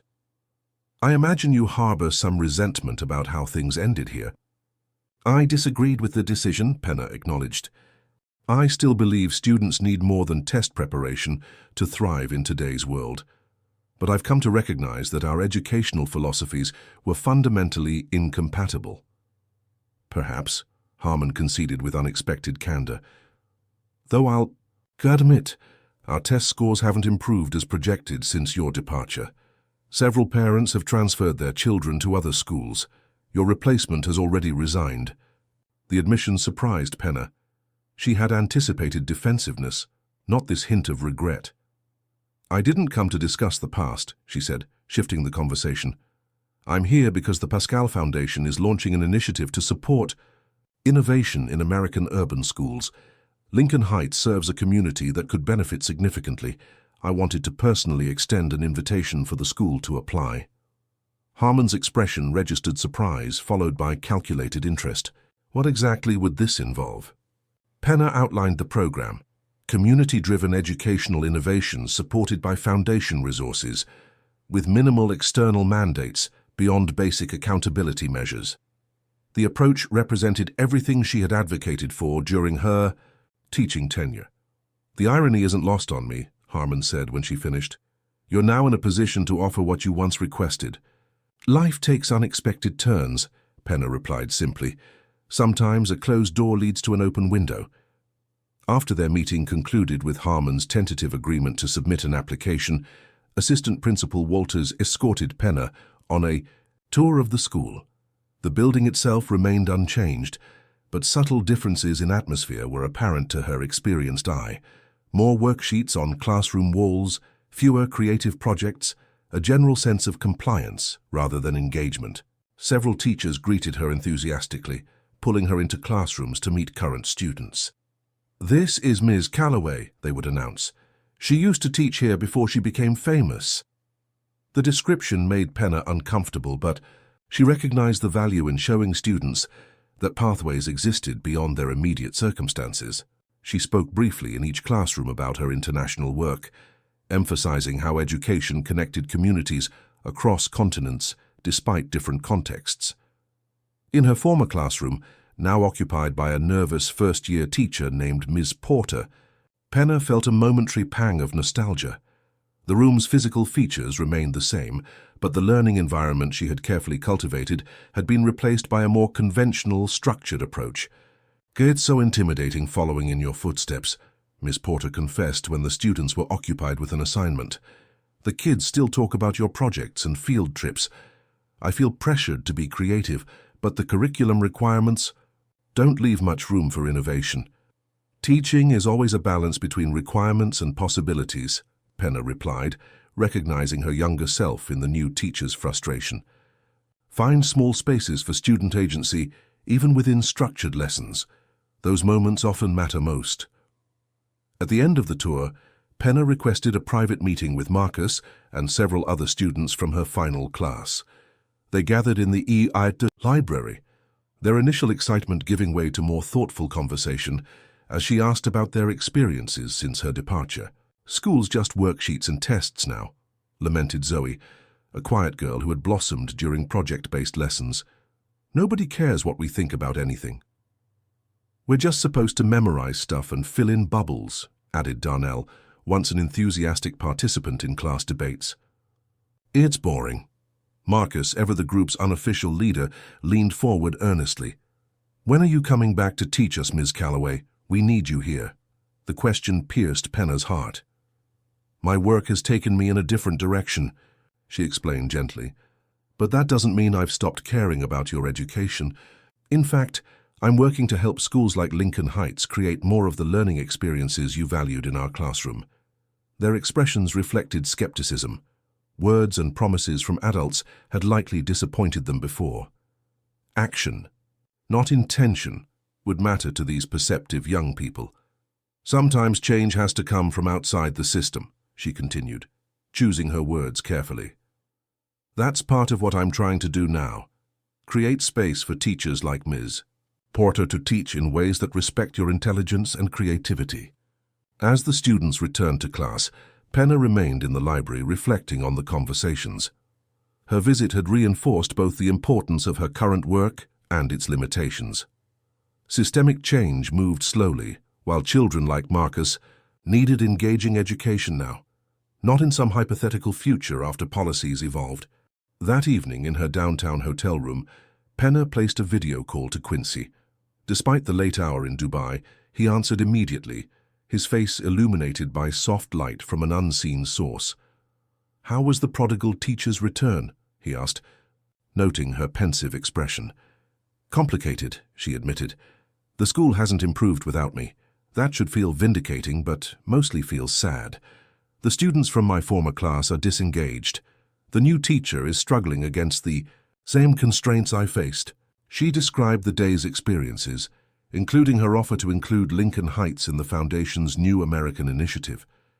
"It feels like a small gesture against enormous systemic challenges. Every transformation begins with small gestures," Quincy reminded her. "You taught me that, remember? One blanket on a cold day doesn't solve homelessness, but it matters profoundly to the person receiving it." His reference to their first encounter brought a smile to her face. "Using my own metaphors against me? That's just unfair." Their conversation continued, shifting from Lincoln Heights to broader strategic questions about the Foundation's expanding work. Over the past year, their professional relationship had developed a comfortable rhythm, her vision and educational expertise complementing his strategic thinking and institutional knowledge. "The board is increasingly impressed with your leadership," he mentioned near the end of their call. "Your proposal for restructuring our approach to evaluation metrics was particularly well received. Several members commented that you've brought practical wisdom to discussions that previously remained abstract." The acknowledgement warmed her, though Penna still sometimes struggled to reconcile her current role with her former identity. "I'm still a teacher at heart," she said, "just with a very different classroom." "That's precisely why you're effective," Quincy replied. "You never lose sight of the human impact behind the data and policies. It keeps our work grounded in reality, rather than theory." After ending the call, Penna stood at her hotel window, looking out at Chicago's illuminated skyline. Her week in the city had provided important perspective, reminding her of where she'd come from while clarifying the path ahead. Tomorrow, she would fly back to Dubai to continue building the vision that had begun to take shape over the past year. But she carried with her renewed conviction about the importance of their work, not as abstract philanthropy, but as practical support for real classrooms with real children like Marcus, Zoe, and Darnell. Systems moved slowly, but individual lives couldn't wait. The challenge was finding ways to address both timescales simultaneously, creating immediate opportunities while building toward sustainable change. As she packed her suitcase that night, Penna tucked a small gift from her former students among her belongings, a handmade card signed by each of them, featuring a drawing of her standing atop a globe with the words, "Our teacher, the world changer." The simple image captured both the scope of her current work and its fundamental purpose, to create educational opportunities that empowered young people to shape their own futures. One blanket on a cold day, one teacher in a classroom, one foundation, redirecting resources, small gestures that rippled outward in ways impossible to fully measure but essential to persistently pursue. "This isn't philanthropy as usual," Penna declared, standing before the full assembly of the Pascal Foundation's global staff gathered in Dubai for their annual retreat. "It's not about wealthy individuals bestowing gifts from above. It's about directing resources toward community-driven solutions, recognizing that expertise exists everywhere, not just in executive boardrooms or university towers." 18 months had passed since that snowy day in Chicago, when a simple act of kindness had altered the trajectory of her life. In that time, the foundation had undergone a transformation nearly as dramatic as her own, restructuring programs across 4 continents to emphasize community leadership, local adaptation, and educational approaches that built on existing cultural strengths. The Barcelona Principles, initially drafted during the first Educators Summit, had evolved into a comprehensive framework guiding the Foundation's work worldwide. Educational initiatives that once centered on technology deployment now focused on teacher empowerment. Programs previously designed in Dubai were now co-created with the communities they served. Most significantly, leadership within the Foundation itself had diversified. The pipeline program Penna had proposed after the Barcelona summit was already bearing fruit. Educators from partner communities now held senior positions, bringing perspectives that challenged and enriched the organization's thinking. "The results speak for themselves," Penna continued, advancing to slides showing outcome data from schools across the Foundation's network. "Student engagement has increased, teacher retention has improved, academic achievements have risen, not just on standardized measures, but in the creative and critical thinking skills essential for navigating an uncertain future." From her seat in the front row, Nadia, now Penna's chief of staff, gave an encouraging nod. Their working relationship had evolved from initial wariness to mutual respect and genuine friendship. Nadia's organizational expertise complemented Penna's educational vision, creating a partnership that had proven remarkably effective. As Penna concluded her presentation, Quincy joined her on stage. Their professional collaboration had deepened. Over time, each challenging and supporting the other's thinking. Though she reported formally to the board, their working relationship operated more as a partnership than a hierarchy. "When I founded this organization, I believed money and good intentions were sufficient to drive positive change," Quincy addressed the assembled staff. "Penna has helped us all recognize that sustainable impact requires something more fundamental: respect for community wisdom and agency." He turned toward her with visible admiration. "The transformation she has led isn't just about programmatic changes, but a philosophical realignment, from doing things for communities to doing things with them, from prescribing solutions to enabling possibilities." The applause that followed felt different to Penna than previous accolades, less about her personally and more about the shared vision they had collectively built. Staff members from global headquarters mingled with team members from regional offices, continuing discussions that had begun during that morning's sessions. Later, during a break, Ahmad Farouk, once her most skeptical critic on the leadership team, sought her out. "I opposed your appointment," he admitted without preamble. I thought you lacked the necessary background and expertise for this role." "I remember," Penner replied, appreciating his candor. "I was wrong," he continued simply. "Your classroom experience has proven more valuable than the advanced degrees and policy backgrounds the rest of us brought. You've taught us to see education through the eyes of those most directly involved, teachers and students themselves." His acknowledgement meant more to Penner than the formal evaluations and performance metrics that documented her successful leadership. It represented a shift in perspective about what constituted valuable knowledge in educational development, exactly the shift she had been working to advance throughout the foundation. The remainder of the retreat focused on strategic planning for the year ahead. The foundation's work was expanding beyond traditional educational programming to include teacher education reform, curriculum development partnerships, and policy advocacy, all guided by the principle that those closest to educational challenges should have the greatest voice in developing solutions. On the retreat's final evening, Quincy hosted a dinner at his private residence, a modernist structure of glass and stone overlooking the Persian Gulf. The setting sun cast the city in golden light as senior staff gathered on the expansive terrace. "I have an announcement," Quincy said once everyone had been served. "One I wanted to share with this group before it becomes official." The assembled leaders quieted, glasses paused mid-toast. "After considerable reflection, I've decided to transition from my role as CEO of RSV Global to focus exclusively on the Foundation's work. Effective next quarter, I'll be stepping down from operational leadership of the company while maintaining my position as board chair." The announcement sent ripples of surprise through the gathering. RSV Global had been Quincy's primary focus for over 2 decades, the source of the fortune that funded the Foundation's work. "This decision reflects my evolving priorities," he continued, his gaze meeting Penner's briefly across the terrace. "The past 18 months have clarified what truly matters to me. Building a more equitable educational future has become my primary mission, not an adjunct to my business interests." After dinner, as conversations flowed in smaller groups around the terrace, Quincy drew Penner aside to a quieter corner overlooking the illuminated skyline.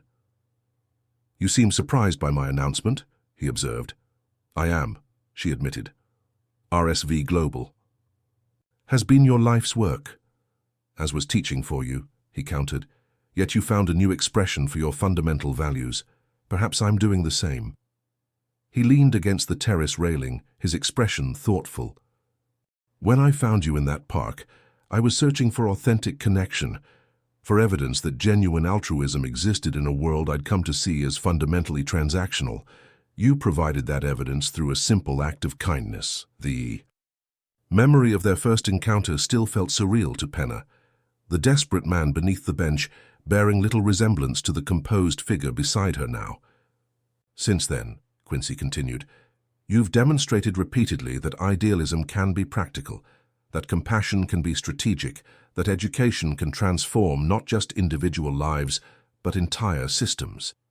You've changed how I understand my purpose and responsibility." His words carried weight beyond professional acknowledgement. There was something personal in his tone that Penner wasn't entirely prepared to address. "The Foundation's evolution reflects many influences," she deflected modestly. "I've just helped articulate what many already understood intuitively." "Perhaps," Quincy conceded, "but articulation matters. Naming possibilities creates space for their realization." As the evening concluded and guests began departing, Nadia approached with information about the next day's schedule. "Your flight to New York leaves at 10 a.m. The UN Educational Panel begins at 9 a.m. local time the following day. You're the keynote speaker." The reminder brought Penner back to practical realities. The Foundation's work was gaining international recognition. Educational leaders and policymakers were increasingly interested in the community-centered approach she had helped develop. Next week's United Nations Forum represented an opportunity to influence global educational policy at the highest levels. "Will you be joining us in New York?" she asked Quincy. "Not immediately," he replied. "I have matters to finalize here regarding my transition, but I'll arrive for the concluding sessions and the announcement of our new global initiative." "That initiative," a billion-dollar commitment to community-led educational innovation in regions affected by conflict and climate displacement, represented the Foundation's most ambitious undertaking yet. Its announcement at the UN Forum would mark a significant expansion of their work and influence.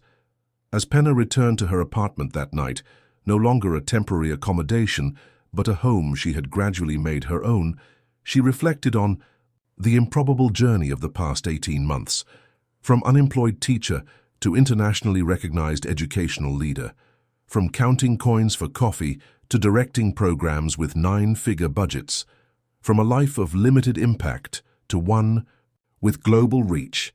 Yet beneath these external transformations, her core purpose remained unchanged, creating educational opportunities that empowered rather than constrained, that built on strengths rather than remediated deficiencies, that respected the dignity and agency of learners and their communities. The title and setting had changed dramatically, but the underlying mission remained the same one that had animated her classroom teaching, helping others discover their capacity to shape their own futures. As she prepared materials for the new York trip, her phone chimed with a message from Quincy. "Safe travels tomorrow. The world needs your voice and vision more than ever." The simple text carried implications Penna wasn't yet ready to fully examine, currents of personal connection that had gradually strengthened alongside their professional collaboration. Those waters remained uncharted territory, complicated by their working relationship and the dramatic differences in their backgrounds and positions. For now, she focused on the immediate horizon, the opportunity to advocate for educational approaches that honored community wisdom and student agency on an international stage. The personal dimensions would need to wait until the professional path ahead became clearer. Yet as she drifted toward sleep, one thought surfaced with unexpected clarity. The journey that had begun with offering a blanket to a stranger had led her not just to a new career, but to a more authentic expression of her deepest values. Whatever came next would build on that foundation of alignment between purpose and action, between who she was and what she did in the world. The United Nations Educational Forum in New York exceeded all expectations. Penna's keynote address, "From Recipients to Leaders, Community-Centered Educational Development," resonated with delegates from countries facing similar challenges, balancing global educational standards with local cultural contexts. Education isn't something we do to or for communities, she had emphasized from the podium. It's something we do with them. The expertise needed for sustainable educational improvement already exists within the communities we serve. Our role is to amplify and support that expertise, not replace or override it. The subsequent announcement of the Pascal Foundation's billion-dollar initiative for educational innovation in conflict and climate-affected regions generated international headlines. More significantly, it prompted commitments from several government agencies and partner organizations to adopt similar community-centered approaches. Now, 2 weeks later, Penna stood on the balcony of her Dubai apartment, watching the sun sink toward the horizon in a spectacular display of orange and crimson. The view still occasionally struck her as surreal, this gleaming city of impossible architecture, so different from the Chicago neighborhoods where she'd spent most of her life. Her phone rang, displaying Quincy's name. He had remained in New York after the forum, extending his stay for meetings with potential foundation partners. "The World Bank has committed to matching our funding for the Refugee Education Initiative," he announced without preamble when she answered. "And UNESCO wants to formally adopt the Barcelona Principles as guidelines for their educational development programs." "That's remarkable," Penna replied, genuinely surprised by the speed of these developments. "The principles were only articulated 18 months ago." "Good ideas move at their own pace," Quincy observed. "Sometimes glacially, sometimes like wildfire. This one seems to be spreading rather quickly." His voice carried a warmth that had become increasingly evident in their interactions over recent months. What had begun as a purely professional relationship had gradually evolved into something more complex, a partnership based on shared vision and mutual respect that occasionally hinted at deeper possibilities. "When do you return to Dubai?" Penna asked, steering toward practical matters. That's part of why I'm calling, he replied. I've decided to extend my stay in New York for a while. There's momentum here worth cultivating and... He paused briefly. I've been considering some personal changes as well. The slight hesitation caught Penna's attention. Personal changes? Perhaps better discussed in person, Quincy deflected smoothly. I'll be back for the board meeting next month. Until then, you have full authority for operational decisions. The team has complete confidence in your leadership. After ending the call, Penna remained on the balcony, watching darkness settle over the city. Quincy's extended absence was unexpected but not concerning. Their working relationship had evolved to the point where constant consultation was unnecessary. They shared sufficient understanding of the Foundation's direction to make consistent decisions even when separated by continents. The following weeks passed in a whirlwind of activity. The new initiatives announced in New York required extensive planning and coordination. Regional directors needed guidance on implementing community-centered approaches in highly diverse contexts.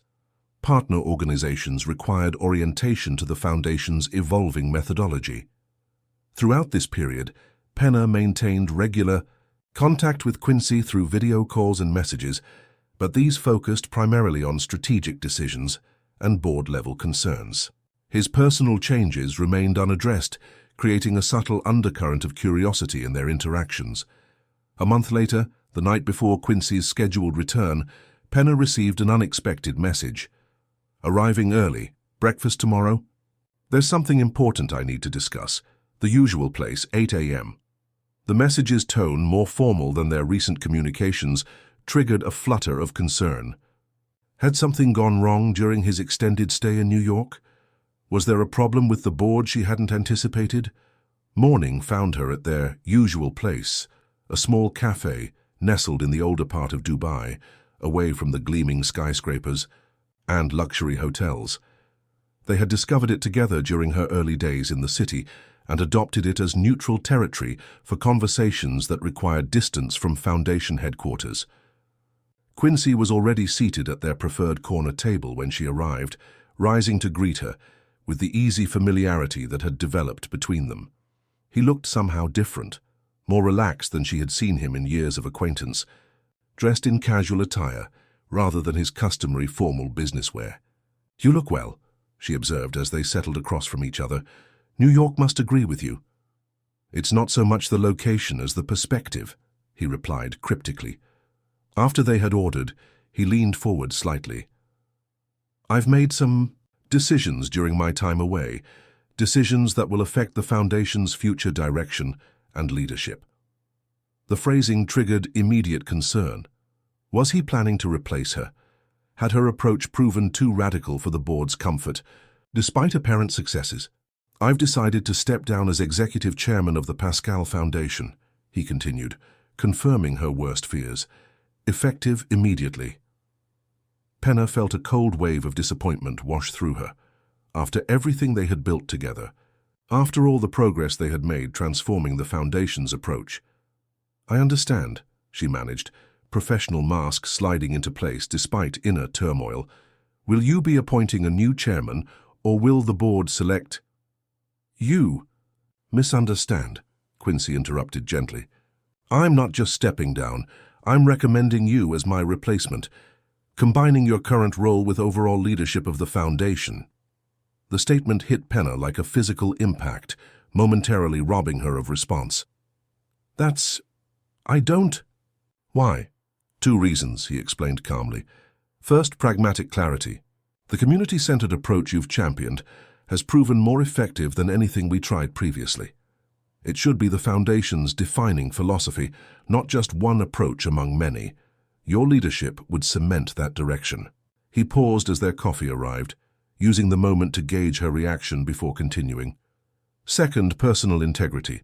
I've been reflecting deeply during these weeks in New York about my motivations, about what truly matters to me at this stage of life. I recognized something important.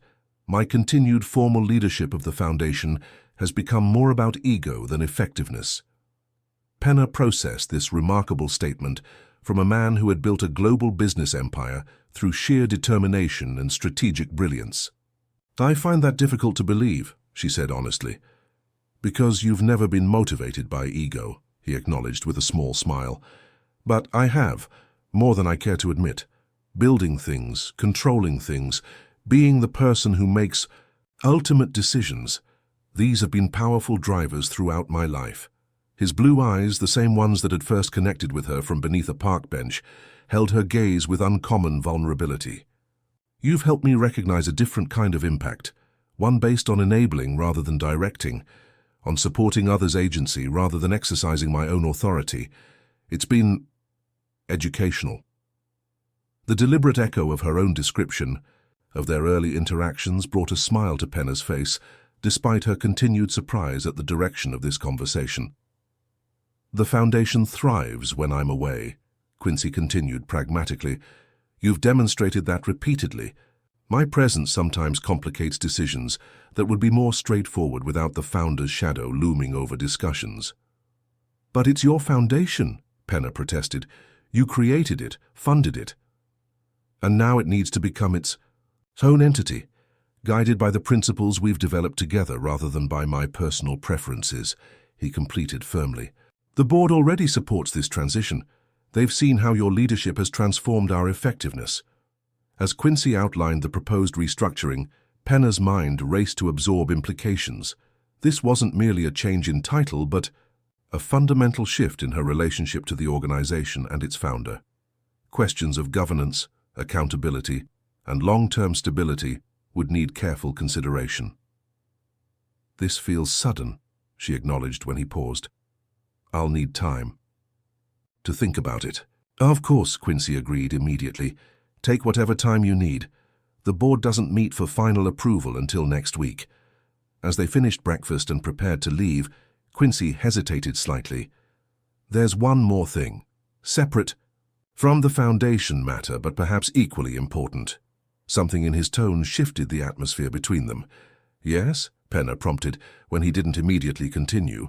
"These weeks away have clarified personal questions as well as professional ones," he said carefully.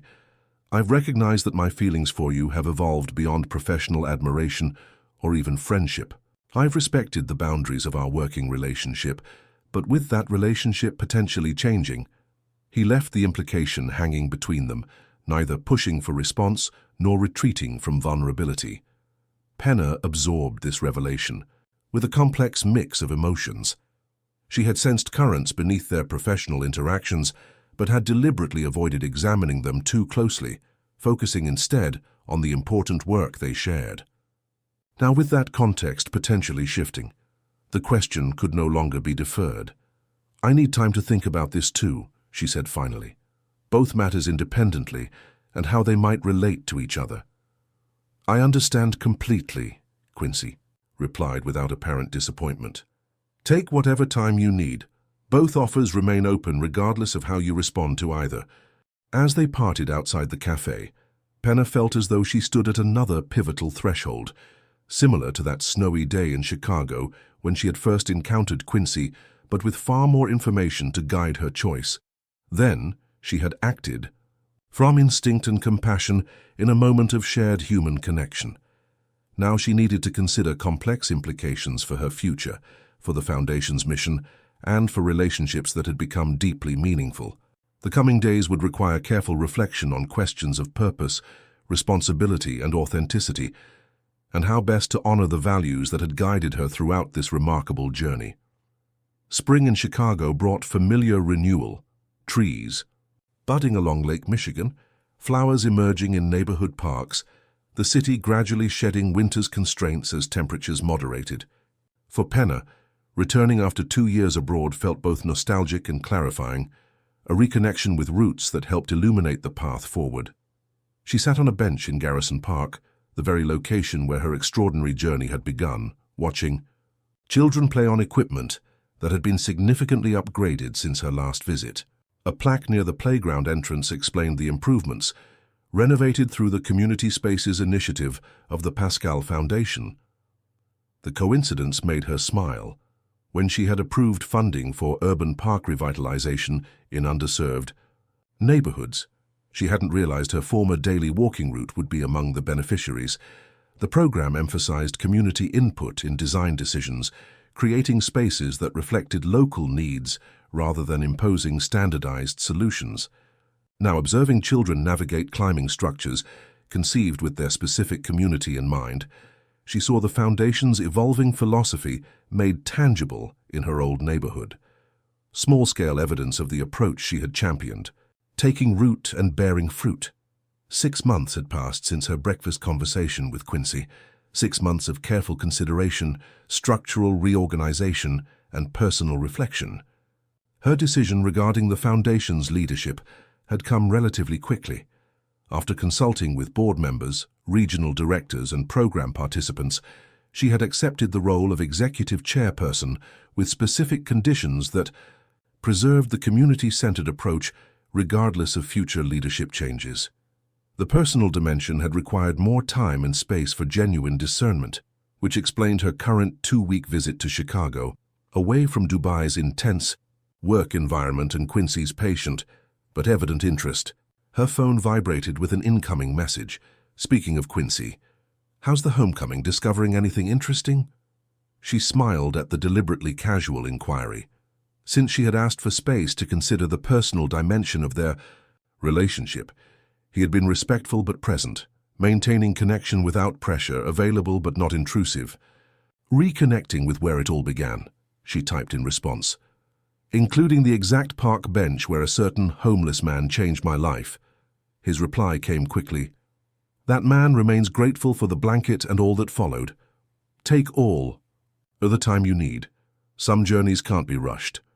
The message reflected the patience he had demonstrated throughout this period of discernment, a quality that had significantly informed her evolving perspective on their potential relationship.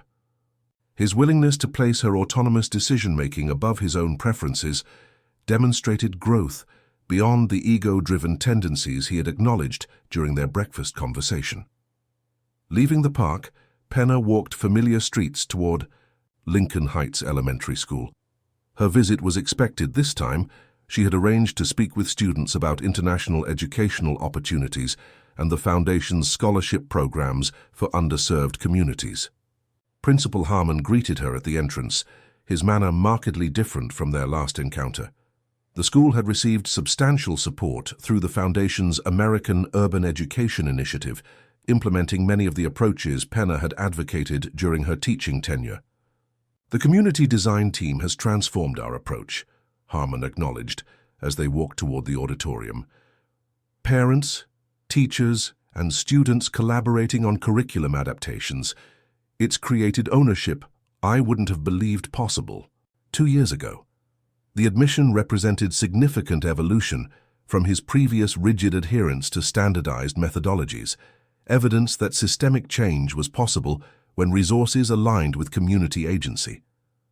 Addressing the assembled students, Penna focused on possibilities rather than her personal journey, describing educational innovations from communities around the world and scholarship opportunities that could connect Lincoln Heights students to this global network of learning. "Education isn't just about what happens inside classroom walls," she told them.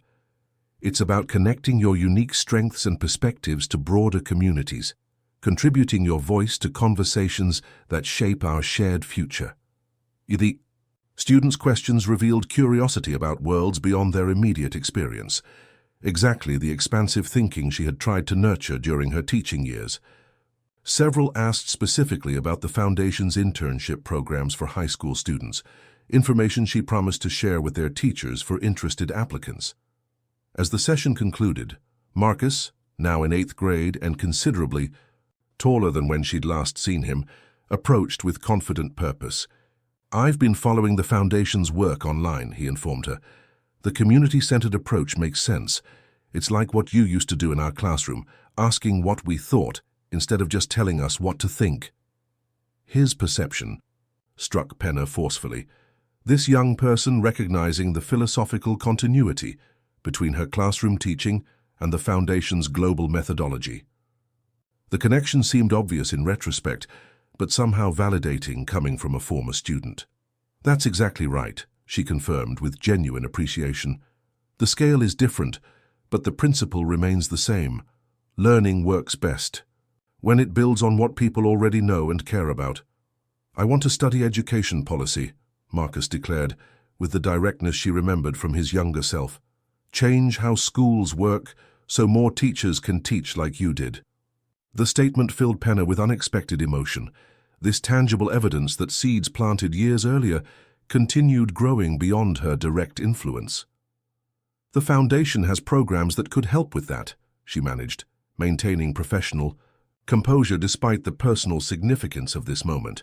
Later that afternoon, meeting with a group of Chicago area teachers implementing community-centered approaches in their classrooms, Penna found herself completing an important circle. These educators, energetically exchanging ideas about adapting foundation methodologies to local contexts, mirrored exactly the kind of professional collaboration she had once craved during her isolated innovation at Lincoln Heights. "The framework gives us something to build on without dictating exactly how we teach," explained Joanne Mercer, a veteran middle school teacher. "It values our knowledge of our specific students while connecting us to broader principles and communities. It's the balance we've needed." As the discussion continued, Penna recognized how thoroughly her perspective had been shaped by her own teaching experience, how her years in Chicago classrooms had prepared her to recognize patterns and possibilities that might have remained invisible to someone with different background. The apparent career detour had actually been essential preparation for her current role. That evening, during a quiet dinner with Eleanor Jenkins, her former principal offered observation that crystallized Penna's evolving thoughts. "You've created infrastructure for the vision you always had," Jenkins noted perceptively. "The foundation isn't just funding programs. It's building systems that allow good teaching to flourish regardless of context. That's rarer and more valuable than most people realize." The comment illuminated something Penna had been struggling to articulate even to herself: the continuity between her former and current selves, between the classroom teacher and global educational leader. Different scales and contexts, but fundamentally the same mission: creating conditions where learning served liberation rather than limitation. "I've been thinking of my current role as something separate from teaching," Penna admitted. "But it's really an extension of the same work, just with different tools and broader reach."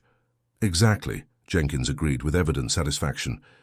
"You haven't left teaching, you've expanded its definition and impact. That's why your leadership resonates so authentically. You're still fundamentally a teacher." The insight followed Penna back to her hotel room that night, clarifying not just her professional evolution, but also the personal question she had returned to Chicago to resolve. Her relationship with Quincy had begun as teacher and student, of sorts. Him learning authentic human connection from her simple act of kindness, her learning expansive possibilities from his global perspective and resources. That pattern had continued throughout their work together, each teaching the other from their unique experience and wisdom. Their most productive collaborations emerged precisely from this mutual education, his strategic thinking enhanced by her practical experience, her classroom insights amplified by his systemic perspective. With sudden clarity, Penna recognized that this complementary exchange represented something precious, a foundation for partnership far stronger than romantic notions or power imbalances.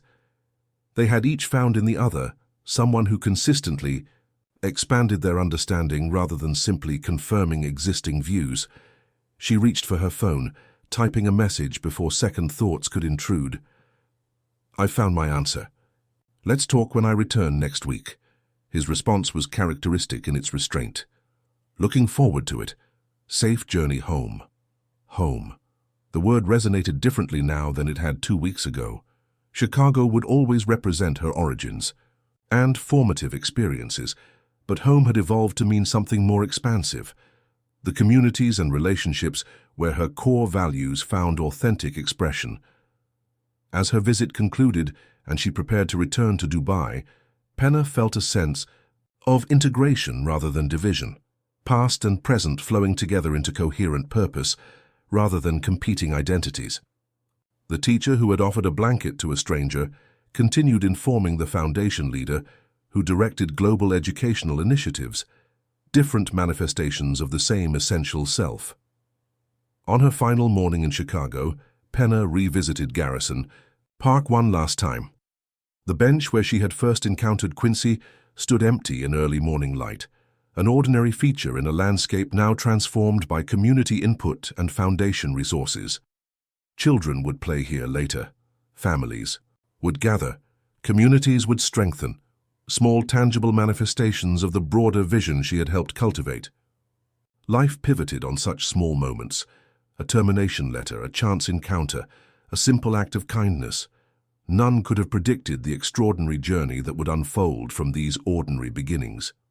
Yet in retrospect, each step revealed underlying pattern and purpose, apparent detours ultimately leading toward more authentic expression of core values. As Penna prepared to board her flight to Dubai that afternoon, she carried this integrated understanding with her, not as conclusion, but as continuing evolution. The journey that had begun with offering warmth to a stranger on a cold day had opened unexpected paths to greater impact and deeper purpose. What lay ahead would build on all that had come before.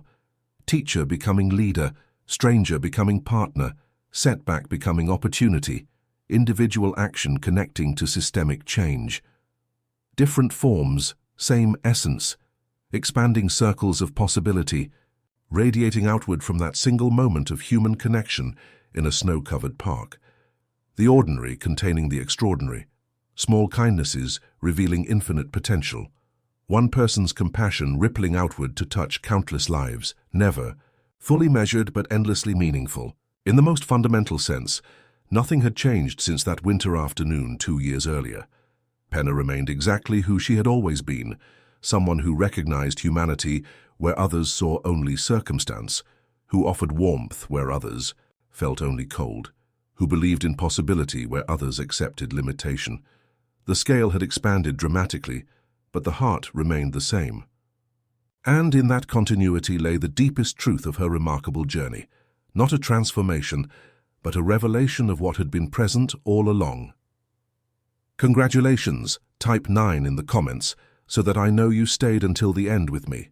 Thank you for watching, and until tomorrow's story on this same channel.